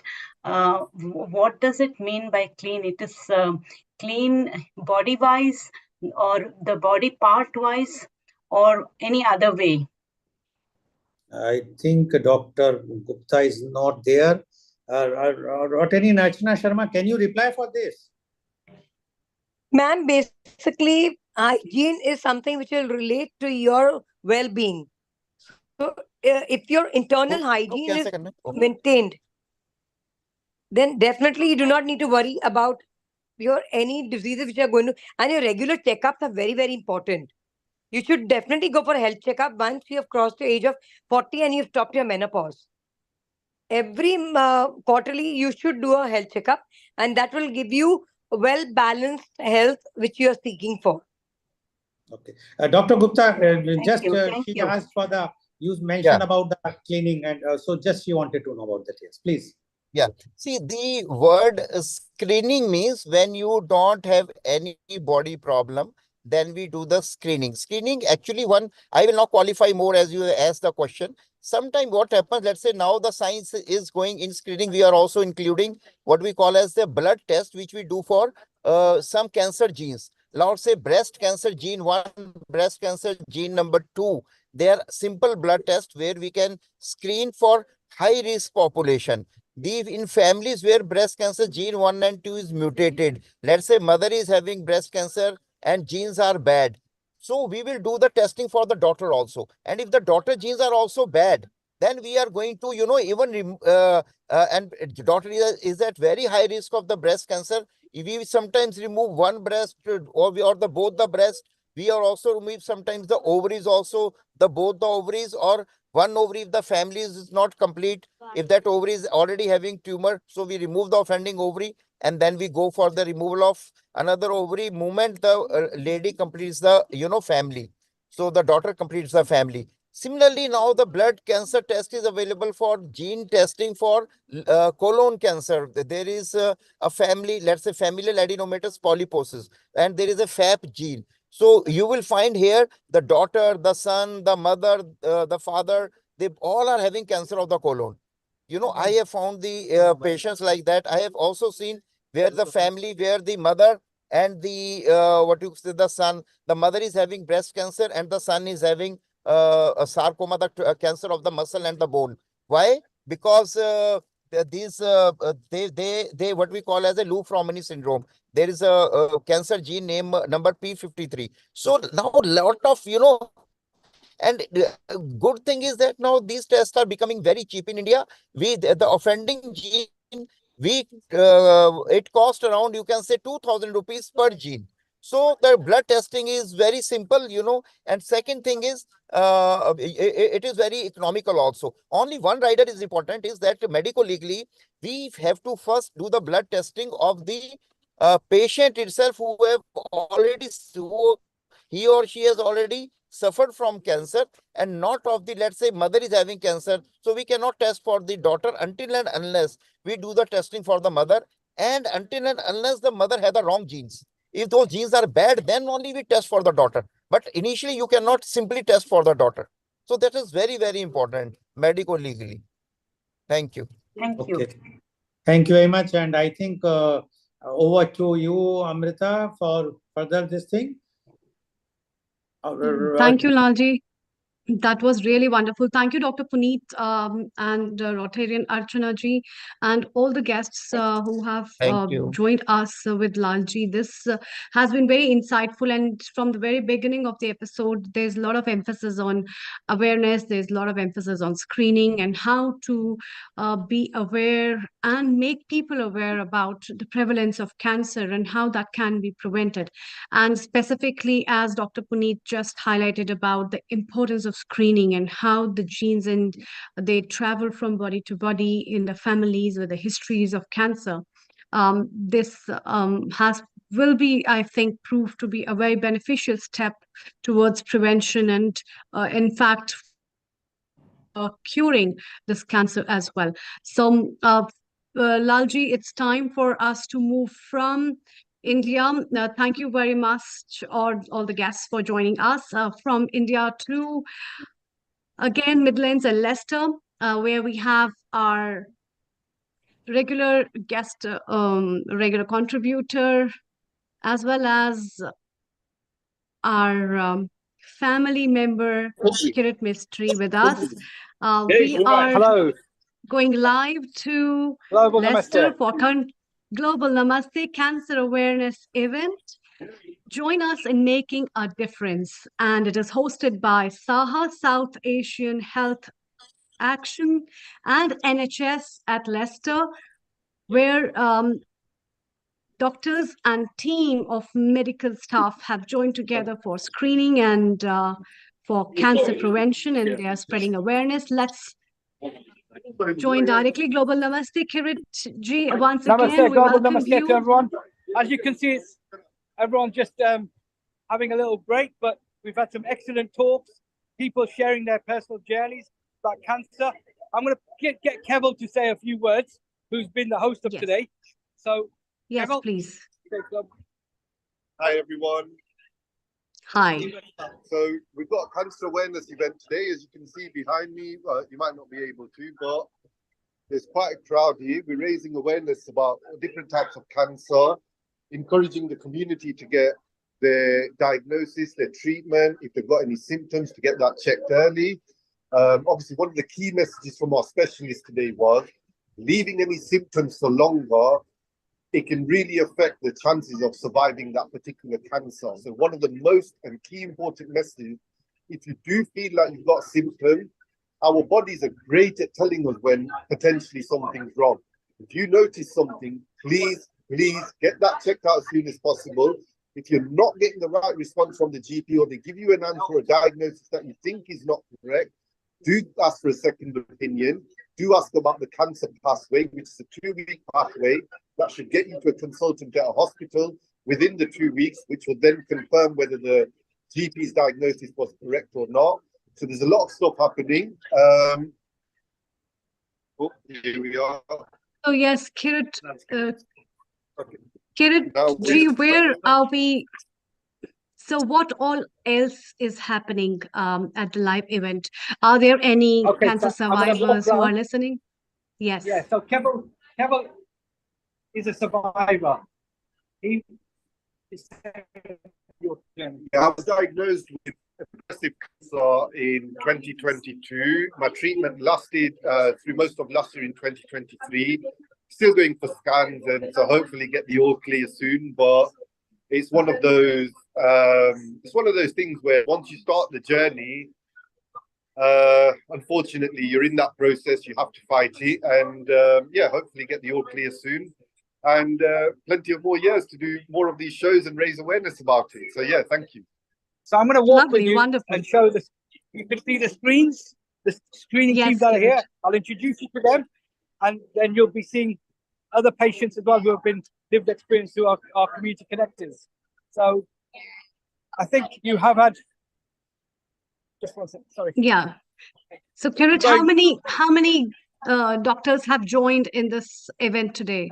Today we've had the 2 doctors that came on earlier, Dr. Teju, and then we've had another doctor here, plus the screening teams as well. So I'm going to go to the screening teams now, so you can see who they are. So are people showing up at the event for the screening, and what guidances? We are on the yes. bowel cancer screening team. I will introduce you to Sharon, who's part of breast cancer. Okay, let's go to. So there are different teams, yes. Well, I'll go to the cervical cancer screening as well. So they will hear they're talking to people from the community. You can see how many people are here. We've got over 100 people here today from our communities to raise awareness. Let me introduce you to the NHS here. This is Sally. Yes. Sally, just tell them why you came to this event today. just to get the message across about identifying cancers earlier and what we can do to prevent and to identify them earlier. So keeping your screening update, HPV vaccination, breast cervical screening, talked about the job I do, and the targeted health checks. So it's really exciting. So yeah. Great, and look at the banner that they've produced. So these are the kind of signs and symptoms that we should be looking at. Yeah, can you just pan the camera a little closer? We can watch it. Is that okay? Yeah, cancer services. Do we have somebody whom we can talk to as a, wow, that's lovely, cancer awareness pamphlet, as you can see. So this is nice with all the short pictorial representation. We spoke Yes. about HPV earlier. That was another leaflet. We're giving information. We've got a lot of mothers here. Can you pan the camera again to that leaflet again? Can you pan the camera to the leaflet again? Closer. Yes. HPV. So a beautiful leaflet of HPV we made. Another stall holder today. Serena, just say hello to the global channel. We've got a cancer awareness event happening globally. Just introduce what you do and why you're here. Hello everyone, my name is Serena. I'm the General Manager at the Glenfield Breast Screening Unit. So we manage the breast screening unit for women between 50 and 70. Will be invited every 3 years for a mammogram. If you receive your invite, please book your appointment. But in the meantime, if you're not quite 50, we need you to check your breasts. You know your breasts better than anyone else, and this is for men and women. So you check them the same time each month because our breasts do change. And any changes, please go to your GP. I know it's really difficult to get a GP appointment, but you must make an appointment with your GP, and then you come to us and what we call a one-stop clinic. See, within 2 weeks, you get your treatment done there in that one clinic. So but most important is you need to check your breasts. You need to be best friends with your breasts and know them and look at them in the mirror. Any skin changes, any discharge, any lumps, pain or anything, please go to your GP. That's the stall here today. Wonderful. You can see what. Yeah, can you pan the camera a little closer?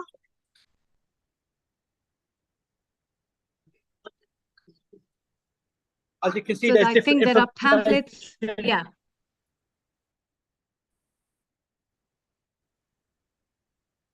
There are little pamphlets, I think. A little more closer. Is that better? Is it better that way? No, you're better. Yes. For the breast cancer awareness. So, Yes. Kirit, you have done a background blur. You need to remove the blur so we can see the whole. And Kirit, can you do So I'm gonna go landscape, outside please? Landscape, sorry. Okay, that's beautiful. Your landscape now. And just in your setting, you kept the blur on. Just remove the blur. Oh yeah, 1 second. So that's beautiful. Amrita, where Kirit is right now is the Midlands of United Kingdom, which is like Madhya Pradesh in India. And this is a very serious outreach. You can see a lot of people still coming. And it's so beautiful that if people were not scared of it and go in early diagnosis, then it could be very beautiful. But like all of us, we don't want to go to the doctors just because we like avoiding it. Yeah, And I Kirit think a is out strong there in the willpower. middle. Yes, a strong support and the strong willpower. There we go, Kirit. We can see you very Yeah, well the blur is and the off. background as well. Yeah, Kirit, the blur is off and do it landscape, please. If you put it landscape, Rotate again. Yeah. we are So still the other portrait. way. We are still portrait. Just put landscape. It's going. If you flip it, if you jerk the font, it will go landscape. I'm trying, sorry, 1 sec. Yeah.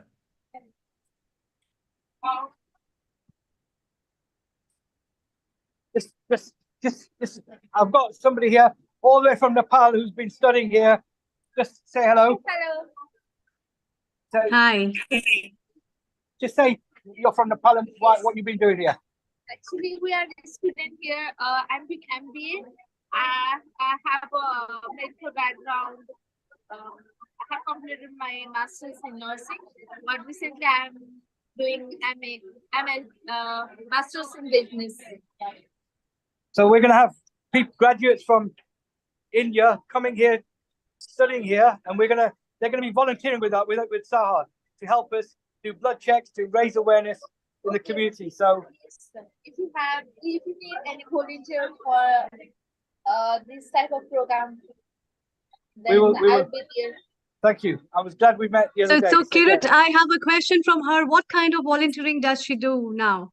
What is she volunteering right now? What kind of volunteering work would you like to do from your experience? Related to medical nursing, because I'm nursing, so I like to provide nursing services like BP measurement. They're going to do blood pressure checks because of her background in nursing. Sanity person, then definitely I will help them. And related to any nursing services, then I'll be there. Please contact me. So like these events today, we need volunteers to do with the registration, to help with the serving the refreshments, but also to ensure that we recruit more connectors. So today we're trying to recruit more people living with cancer to come out there in the community and share their experiences. And I'm going to bring some more connectors just to share their experiences with you. That's lovely, and that is very nice. Hi. You've met Shobna Ben. Go on, Shobna Ben. Say global namaste. Global namaste. Global namaste. On this, I think, was it last year? Yeah. Yes, lovely seeing you all. Kiripa mentioned that we have got another connection today. So unfortunately, we couldn't be on this. I was here. Lovely talking to you all. So Shobna Ben has been sharing her personal journey in this event today. And we're going to go and just find one other person. Come here, Nalini Ben. Just global namaste. Say who you. Just tell me a bit about your journey.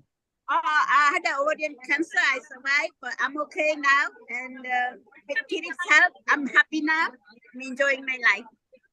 And it happened a long time ago, so I'm okay now. Thank you.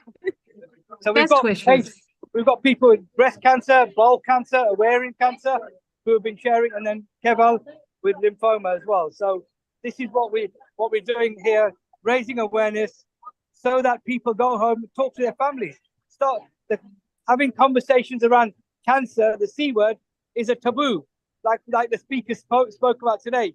We need to address the stigma and taboo within our communities. Yeah, Kirit. Yeah, we can see an overwhelming response, and a lot of people are registering. And yes, there's a lovely lunch as well. I think.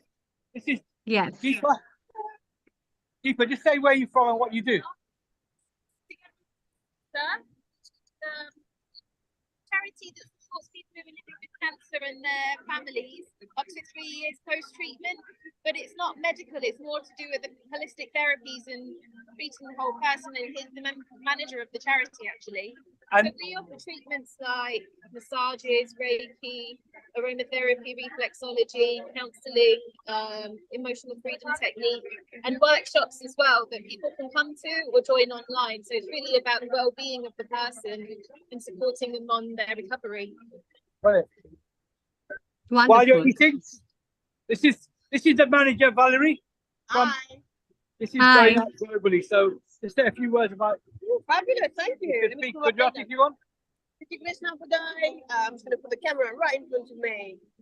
So we are in Leicester. We cover the whole of the UK though. So even though you may not be able to physically come to the centre, you can still join us through our activities online. We've got an online platform. You can watch some recipes, some really nutritious videos for you to learn how to cook certain dishes. There's meditation on there, there's yoga, and some self-help techniques as well. But also the educational workshops that we've run, some of them have got Zoom access, so you can learn from the naturopath, the lady that talks about essential oils, and you can learn from me. I do emotional freedom technique, and on the other occasion I talk about stress management as well. So this is open to everybody. It's absolutely free. we want to help more and more people, and but we also need more support. So whoever you are out there, if you can just go on the website, just go around, Isbn is fine. Anything that helps, anything to keep us going and provide more help for everybody. Thank you. Thank you. Amazing. What is the website people can connect to? What is the website address? The website address is www.togetheragainstcancer.org.uk. We're only a single charity. We don't have any support from the government, so we only rely on the donation from the kind public. So that's Together for Cancer. We have two charities, Hope Against Cancer, who's also been part of this event, and SAHA, who's organised this event today with our connectors. They're the ones who have organised this event because they wanted to share their personal journey, and we've had some really emotional testimonies, which the community who now listened to will go back and start talking more about cancer. So it's been a successful event. You know, they've been here since, while we were online earlier, they've been here since 3 o'clock, and we're finishing at 7 o'clock. So everyone's now just having dinner, so you can see the food. Indian food. So we've got some light refreshments, and yeah, it's been a great day. And you can see Tejo. Yeah. Namaste. It was lovely to have you. Namaste. It was really lovely to have you. Thank you so much for the information. Thank you so much for having us. I hope you're having a very good response from all the cancer survivors as well as the volunteers. And so that Kirit, was really Kirit, is this the website we are talking about? Hope Against Cancer? An online thing because Is this the website, Hope Against Cancer? I think Together Against Cancer. And SAHA as well. So you'll see. Together. So this one is the Hope Against the Cancer. So Kirit, your partners, Hope Against the Cancer and Together. Yeah, South Asia. I mean, you're doing a wonderful job. I think it's... Sorry? You're doing a wonderful job. Yes, I can hear you now. Sorry. Neil Kumar, it's Together Against Cancer Wellness Center, Leicester, UK. So we can show that as well on the website. But it was... It's okay. Hope Against the Cancer are also partner there. That was correct. Yes. The other one, because the URL is too long, they need to publish it. Let's see if we can bring SAHA. So Kirit, what is for lunch and dinner? So you know SAHA anyway. Well, yes, and what is for lunch? What is for dinner there? So our projects are, these are our projects. And it's easier to get you the QR code, which is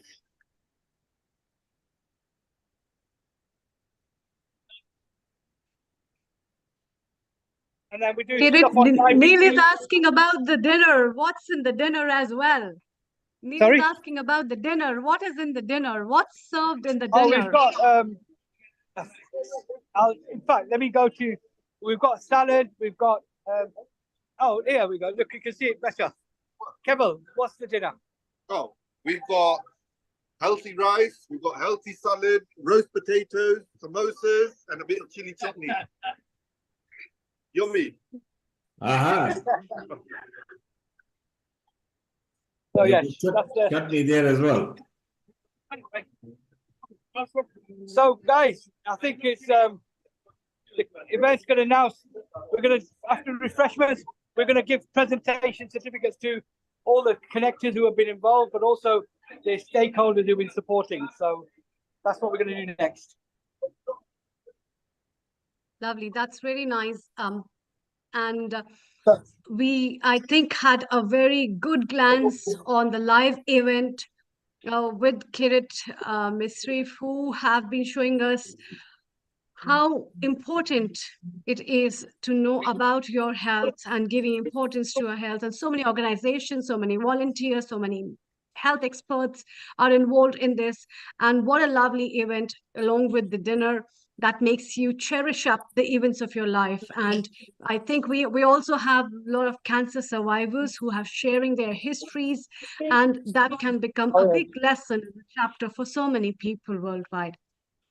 So, Kirit, are we having something else before we move to our next guest? We've got Sharon, who's been here from the bowel cancer team. So this is on a global platform, Healing Our Earth. So we just screened into this event. So we're introducing the screening teams. Hi, I'm Sharon from the bowel cancer screening team. What message do you have for our viewers who are watching us?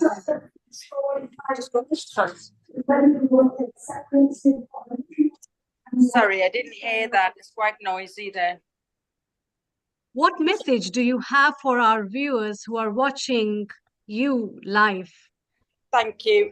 The main message is definitely when you are within the screening age, which is 54 till 74, and you receive the bowel screening kit to check your stool, please make sure to check it and come and see us. Even if you have normal bleeding, it's quite important that you check your stool and come and see us, because we can find cancers early, or we can just let you know that it's absolutely fine, whatever bleeding is there. But the most important thing is to ignore the taboos and do the screening. And one more question before we move further. People are very much reluctant on the issue of screening and knowing about it. So what do you think? How will you encourage them to show up and volunteer and become the examples for those who are sufferers of that? What advice do you have for the people? We do understand that obviously playing with the stool sample, not playing, but using a stool sample to send the stools, the fit kit in is a big taboo. We are trying to encourage people. We're sending out kits at the moment to use with gloves and plastic bags to hold the stool that you can flush, then they are properly flushable, and trying to make it a bit more easy to use and more focused on that area, which is what's stopping people from doing the screening. Thank you. Thank you. Thank you for joining us. That was really lovely. Yes, Kirit ji, we are having some other guests. It was a lovely team of doctors, and what a wide scope of things has been covered in regards of cancer, may it be breast cancer or bowel cancer, or it can like the HPV, and especially for the vaccination, a lot of drive. I think the event has covered all the facets of cancer prevention and awareness. What is your take on that for today's event? So I think you've heard from everyone today, from the doctors, from the consultants. There's some excellent work going on here in Leicester. The key message from this event is we need to talk more. We need to reach out to any effects in your body that you're not sure of. Go and get checked out. Early screening is important, and getting the early diagnosis. And then finally, now you see the hospital, the NHS, they can't just wait for people to come to them. They've got to come to the community and engage in events like this to ensure that the community knows where to go and how to access the services. And that's what today's event has been about, is bringing the screening teams to the community, not waiting for them to go to the screening teams in the hospital. Sometimes it's too late. Hopefully today, they've learned what age they should be entitled to their screening here in the UK. And when they get the letter, they know what to do. So that's been the real key message from us as South Asian Health Action, working with our cancer survivors to talk about cancer and don't suffer in silence. Wonderful. That's very, very, very nice, in fact. And it puts forward in a big determination in front of the volunteers, as well as the doctors and the family members who are the caretakers, to put all these things into light and bring real hope for the cancer people and the patients who are diagnosed maybe at any step, but they find, yes, there's still a hope to live and to live life at its fullest. Kirit, before we move to our next guest, are we moving out to some other aspect, or you're showing something else? I'm going to give you a couple more survivors to talk about their journey. Just to give sure, definitely. Yeah. Because that's one of the very important things. I've got one person here. People get empowered by listening to the stories of the cancer survivors. Right. So this is Usha. Namaste to the global people. Namaste, everybody. Tell them about your story, about your journey. Oh, I have been fighting cancer since 2009. I came back after 8.5 years, and then it came back after 2.5 years, and I'm currently in remission from triple negative secondary breast cancer in my lungs. So hope for the best, and I keep on fighting. But I am fine now, everybody. But it's been a hard journey. She's a fighter. She's one of our star connectors who's been raising awareness, and really, she thought she was not going to be here, and she's still here. So they're not. There's no room up there for you at the moment. You've got more work to do here in the community. That's right. Yes. Wonderful. Sahadu has given me so much confidence to talk about and to come to terms with my own journey, and I cannot stop talking about it now. Right. So this is Usha Ben, who's had been diagnosed 3 times with breast cancer and still fighting breast cancer, which is amazing. And I'll give you one more person who's also lost somebody who, Vanavan. She was a carer for her husband. So this is our global platform. Just say about your journey, and then we'll bring you as well. Right, okay. I'm a carer for my husband. He was diagnosed with lymphoma, and he passed away in 2020. I had a lot of hurdles to get him to see the GP. I was very insistent. They wanted to keep giving him antibiotics. But because of my insistence, he was being taken straight away to the hospital. And then the radiographer, before even scanning him, told him, "You've got cancer." And he was on his own. And he was admitted straight away in the hospital to shrink the tumor. And when we went to see him, he was just completely shocked.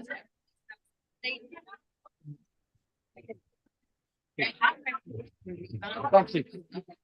So that was Vanavan, who's actually supporting her husband, and sadly he's passed away 2 years ago.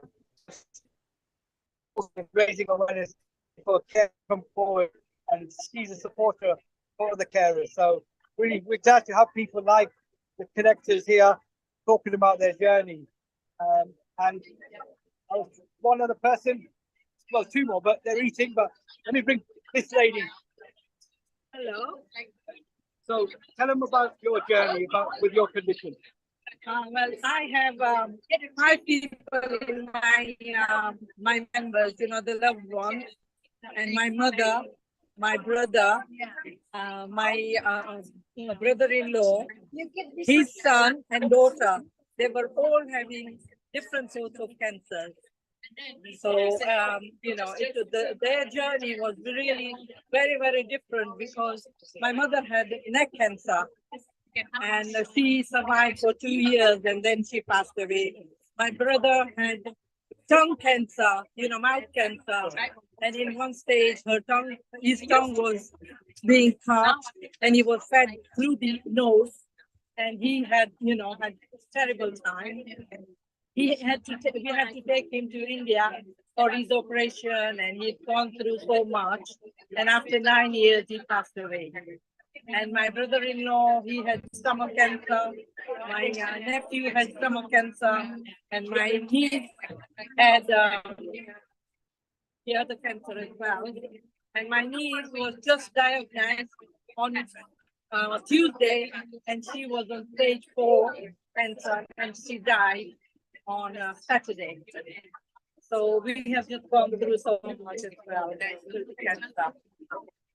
Thank you. So as you can see, we've got people, these are the right connected who can share their personal stories. Really sad that they've lost 4 or 5 members this,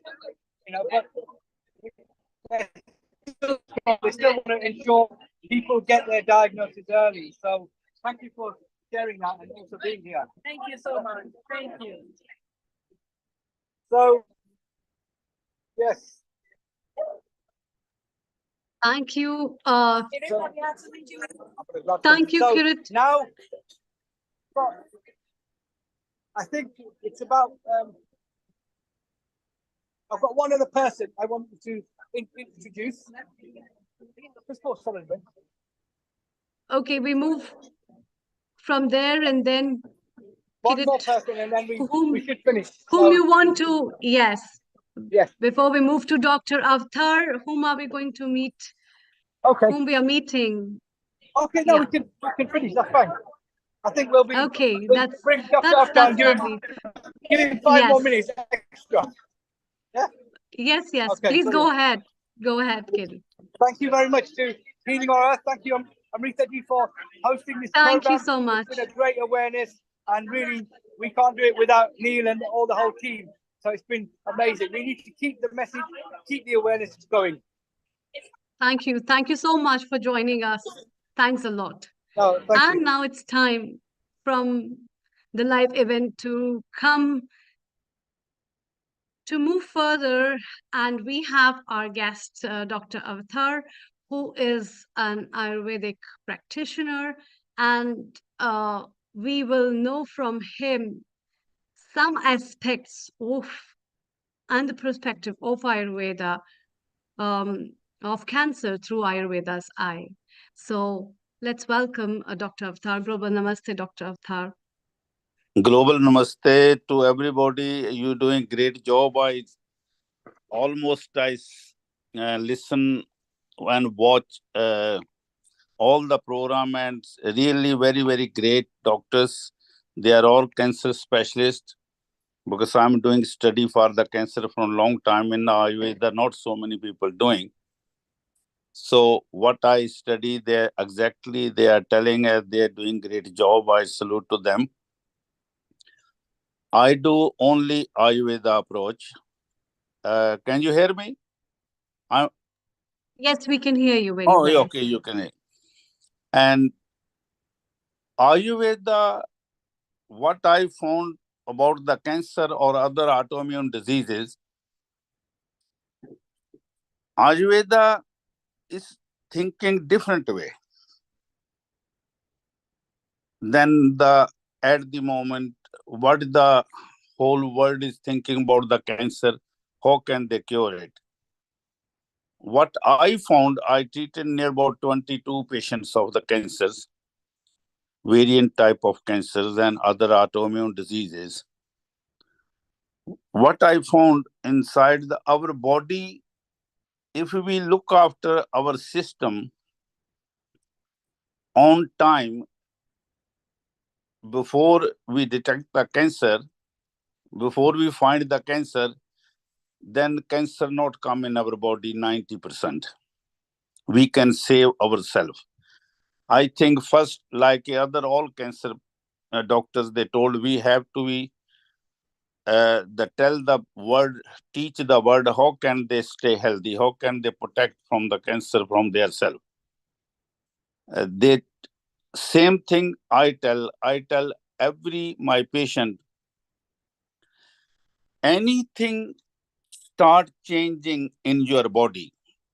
Dr. Gupta, I think their name, they doing a lot of great job, and he mentioned a lot of very big speech of, then I listen all. They take 5 years to appear the cancer. Cancer actually started 5 years ago. Then the cancer, when they come, then is very quickly fast they attack on our body. 100% I'm agreed with them. But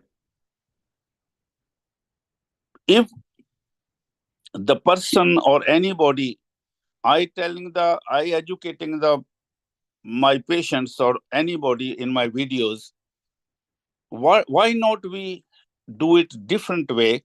Once a year, doesn't matter health authority doing the checkup or not. We make our health budget now. Like in UK we are living. I telling so many people like this idea. Last month I went to the cancer. I was the chair in the Dubai conference, and also my paper, so I would read there. They like very much. We don't have to wait. We cancer detected in our body. We have to be prevent ours. At the moment, whole world is 60 to 70, 80% is toxified. What kind of food we eating, air, water, everything in our body, so many things we are suffering now. But what we do, the big mistake, anything become the problem, we start searching on the Google, searching on the YouTube, searching on the WhatsApp, asking the friends. Sorry, my little bit health is not very good from last 2-3 days. And we have to be think now, we are not same like a 40-50 year ago. Hardly people get the cancer or diabetes or any other disease. Now, between at least 5 to 6 people, they have something. 7 people, they're suffering from something. Why? Because they delayed too much. Our body is very intelligent. Our system is very intelligent. When we have anything problem, when our system is suffering from something, they start giving the symptoms. We ignoring that symptom. If it's like a headache is come, we straightway look after the paracetamol. 1 month we don't have the headache. Suddenly we start headache. 1 day, 2 days, then they be eating the paracetamols. If there's some kind of the diarrhea come, we're not thinking why we got the diarrhea. They start go to chemist and take some medicine. Don't take these things. Our body start telling, I'm not, internal system is not very healthy. We have to be look after. If they check once a year, blood check, they can find, your doctor can find what is the deficiency in our body, in our organs, what is the reason, which organ. We have the nearly 78 organs and 43 glands inside. They're working all together. Which gland is coming slow down, which organ is suffering, then we can do the treatment very quickly, and maybe within 2 weeks or 3 weeks, we can cure our system. When we ignore and taking long time, then one organ suffering, then start 10 organs suffering. One gland is suffering, then other glands start suffering. This is the reason a lot of people getting big problem in their body, cancer and other diseases. They are not the very not dangerous in the beginning. In the beginning, it is curable. Cancer is in our body, is detected in our body when the cancer cell have in our body. Our immune system, when they go down, then the cancer start giving problem over. But best thing to do your checkup every year, once a year, and don't go to the people who don't know the job. Don't ask the Google or anything. I always say, take your blood report, go to the physician and give him blood report or her. This is my blood report. I have something problem in our body. Please do this. If he tells you the 50%, like in Ayurveda system, we have the very diagnosed system to pulse reading and other. If he tells you the 50% of your symptoms, he can cure you within 1 or 2 weeks. If he don't tell you, then you don't waste your time. Once chronic disease or like a cancer or other autoimmune disease started, they very quickly ruin your body, ruin your system inside. So very careful. We should take our own responsibility for our health. Don't wait for the doctors. Don't wait for the government. They can do something. They have a lot of things to do it. If everybody start looking after them, we can definitely reduce the cancer or any autoimmune disease, anything. They can live the very healthy life. And in the Ayurveda, I made the treatment, I done the treatment, people are, and I always say, any my patient, even cancer patient, if you can't get anything reverse in your 2 weeks, don't come back to me. Then you go anywhere. Within 2 weeks, if start reversing, then not only me, there's so many skilled people, they can treat it, who know the job. They don't need very long, because our system start healing self. We have to activate the system. We have to, any physician who know the job, he not giving the cancer medicine or autoimmune disease medicine. He gives us a little bit about the infection inside, but he make the system until internal system is not start working, no one cure anything. This is in the Ayurveda, what I found for so many years research. This is I am doing for the cancer. I always say to anybody now from like 5-6 years, last 10 years, I start first cancer patient come to me. And I always say to anybody, even allopathy doctors, they are doing great job. I salute to them. If we work together all together, then no need to so many chemotherapies or so many other things. They're lot painful, that one. Everybody know the who suffering with the cancer or who the family is suffering with that one. Until our system, internal system is not start working, no disease can cured. This is my belief. This is my research, what I'm thinking. So we have to look after ourselves and start working inside. We have to we have to do something. A lot of people start working with me, and thanks very much, Neil, the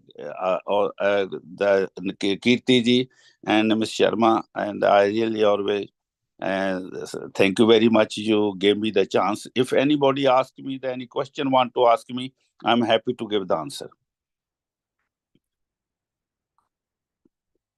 Thank you, Dr. Avtar.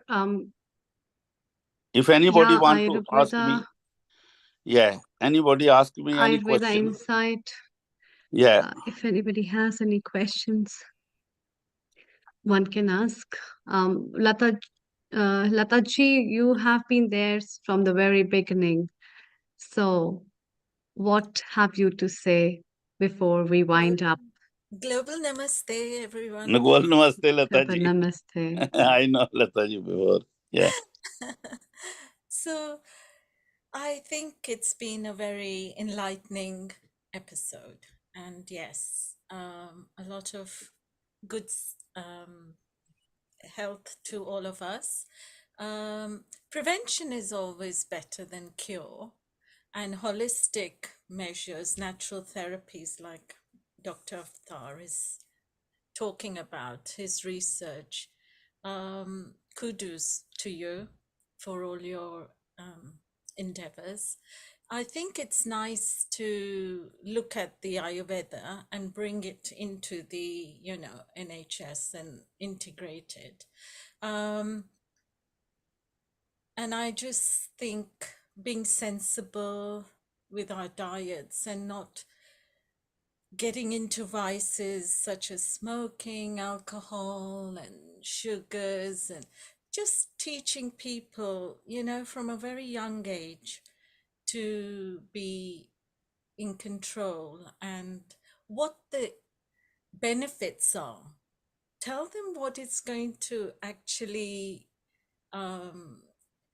extend their life, give them a better, existence, make them happier, joyful. What are they looking for from life? So then all those things will be provided by looking after our health, because that's number one. So then showing them how to be intelligent, wise, and then work with all the other medical staff, bring them in to the school to give educational lectures and information, because all families, don't open up. There's a lot of taboo. This is the biggest problem. If anything problem come, they should open. They should find. They should not hide anything. This is the natural. So many people are suffering. That is, our people are more suffering than other people. They hide so many things. But then why do they hide it? It's because what is the problem behind it? What's the underlying? You are 100% right. They're hiding. Even I tell you one case I done, Alzheimer. That Alzheimer case is, I got video, everything, but they not allow me to put on that one. There's other reason when I found that one. That person, when I came to me, if anybody know what the Alzheimer patient, he was suffering from the dementia, then they go to Alzheimer, diabetes, and blood pressure. They all control. When I thought, no, we don't want to tell them. I say, he's okay now. He's doing gym. He is playing the games. He is everything he's doing. He's talking now. I got a video. He himself saying, I'm 100% better now.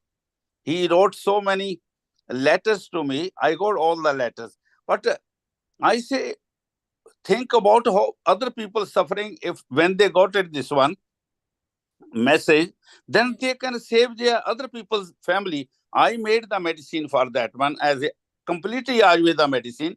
I done nearly 8 months treatment. There's no any side effects. You are happy now. Let the other people. But no, this is between our people. And now at the moment, I'm doing one case in the Canada.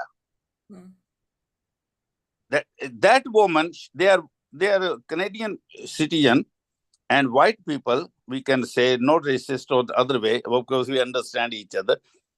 She born 8th of August 1924. That patient, nearly 100-year old. Wow. And she have only Alzheimer from last 15 years. She had the blood cancer, skin cancer, breast cancer, rheumatoid arthritis, kidney, blood pressure, thyroid problem, and intolerance of the food. That woman, when somebody else, my patient, recommend my name in the Canada, I not seen her. I diagnosed on the telephone only. Then I said, your mother's chance is only 10%. I don't think so. You have to spend money on that one. That woman first thing said to me, doctor, what you told me, no other doctor told me. This is the Ayurveda? This question he asked me. I say, yes, this is the Ayurveda. This is the way we diagnose the people. She very happy. Then she said, no, I want to spend the money. If you want to come, I can pay your visiting. I can pay ticket, everything. I say, no. If I diagnose, thank you, Dr. Avtar. And this is the, okay, thank you very much. Okay. It's remarkable. Thank you, Dr. Avtar. Thank you very much. Dr. Lakshmiji, before we wind up today's episode, what do you have to say before we wind up? I have to say our people, please, I made one other thing. I keep 1 pound every day for every person and tell your children when they become 5-year-old, this is your health budget, 1 box for everybody in the home. Tell your children, this is your, and let him handle whole year. You do the 2 things. Once children become used to now, Then after that one, oh, this is, I have to put 1 pound in the health budget. Whole life they learn the lesson. After they are 1 day, you can every year decide which day you want to holiday. 1 week, 2 weeks before, do check up for everybody. So 365 every month, year. Private checkup take only 150 pound for each checkup, full blood check. Pay there, keep one physician who know the job, I say. If anything problem, take there like I told you before. Don't tell him or her what you have the problem. Take your report, tell that person, I have some problem in my health. Can you please do something? If she or he tell you the 50% of your problem, then mean he is the proper physician. Otherwise, he is maybe certified, but not the qualified. Thank you. Thank you, Dr. Avatar. And after that one, if they, 1 second, if they're all healthy, go for holiday. You save the money for health and holiday budget, okay? So this is the, if we... Very good advice. Thank you very much, okay? Then we can stay healthy, no problem. But Dr. Lakshmi, let's have your words every episode we work on. Mitaji, you have to say something. Dr. Lakshmi, please, your words, and then we move to Mitaji and wind up. Yes. All the lectures, all the speakers were very good. And the Ayurveda part of it was also very good, because Ayurveda definitely helps to recover much more faster, and it is not very harsh also. At the same time, I just want to say that I had 3 friends in the last couple of years who went through difficult times. One had a breast cancer, one had a throat cancer, and the other one had, I don't remember the name, 3 of them. But all the 3 of them have recovered. And when I went to Mumbai, this time I met them, we had treat together, we had tea and everything together, and they're back to their, how normal. So we can keep a positive approach also, that, okay, we can get better. So this is the way I think about it. So, and follow all the Ayurvedic things, and do not smoke, and do not eat this, and do not, and some of these principles, if you follow, I'm sure that we can overcome this problem. Thank you very much. Thank you very much. Thank you. Mitaji, your last words before we wind up. Global Namaste to you. Global Namaste. Global Namaste. I am 8 hours behind, so I just joined just now. My mother is admitted here in California Rehab Institute after she had a couple of heart-related procedures. Some 6 stents were put in her, 5 in the abdomen, 6 was in the LM of the heart, and then she had mitral valve repair. So she is a staunch follower of Ayurveda. And they were surprised when she was admitted. She had 69% EFR, pumping action. And her 3 arteries were blocked, 3 major arteries, 95%, 90%, 90%. And they were surprised there was no fluid in the lungs. Then she had 69% EFR. She's almost 87. Now everything has gone down the hill. Her heart has become weaker. Her pumping has become 45%. She had a heart attack in between. This is after hospitalization, which was an elective hospitalization, elective admission. So yes, Ayurveda had kept her healthy, and pranayam and everything. But now I'm wondering, how can we get her back to what she was before? You asking me? I'm asking you, or I'm asking you generally, is it possible? Okay. What can I do it? Without seeing the reports, like I told, reports is very important. On the verbally, maybe you telling the everything you know, but reports telling the actually what her inside condition of her. Every doctor know when we have the full report, we can find out how much organs are, which organs are slowing down, what is the reason of that one. If you want, I can definitely advise you. You are we are in the panel. What I can do it, I just tell the straight way, and let me send. You can take my number from the panels. Neil also know. Everybody know my number there, and you can send me the reports. Then I check the reports, do the study, and I can tell you what is the reason. I mean, whether she can go back to her stronger heart which she had when she was admitted. Because they told me that your mother is 88 now. 87. She's going to be 87. 87 doesn't matter. Okay, what time is the first time I got the patient 100-year-old, nearly 99 and a half, and she got rheumatoid arthritis because of so many things. She can't walk. Now she walking 60 to 70 steps every day. Her Alzheimer's is come back 45%. She remember where she born, and all the Alzheimer's Society and her doctor is surprised. Her kidney is completely came, GFR came 45 now, gone 40. When I took the case 3 months ago, it was 28. And creatinine was 167. Her creatinine is 94 now. Kidney is completely working perfectly. And she's, yeah. This case, I think Mitaji, you must personally contact Dr. Avtar, and he would give you the guidance. It's time to wind up and close this today's episode. We had a wonderful contribution from all our guests, experts, as well as a live event where we went to Leicester with Saha Group. The last message that we have is that never leave hope. Life is always full and positive, and it is very important to have the strong willpower to fight against all the evils that we are caught in. Life always brings a big opportunity for every individual to see it in a different perspective and always staying happy, because happiness and a strong willpower will build up a lot of pure thoughts, as well as the optimism that you will gain will help you in making your life and others' life flourishing. With this note, let's come and conclude today's episode.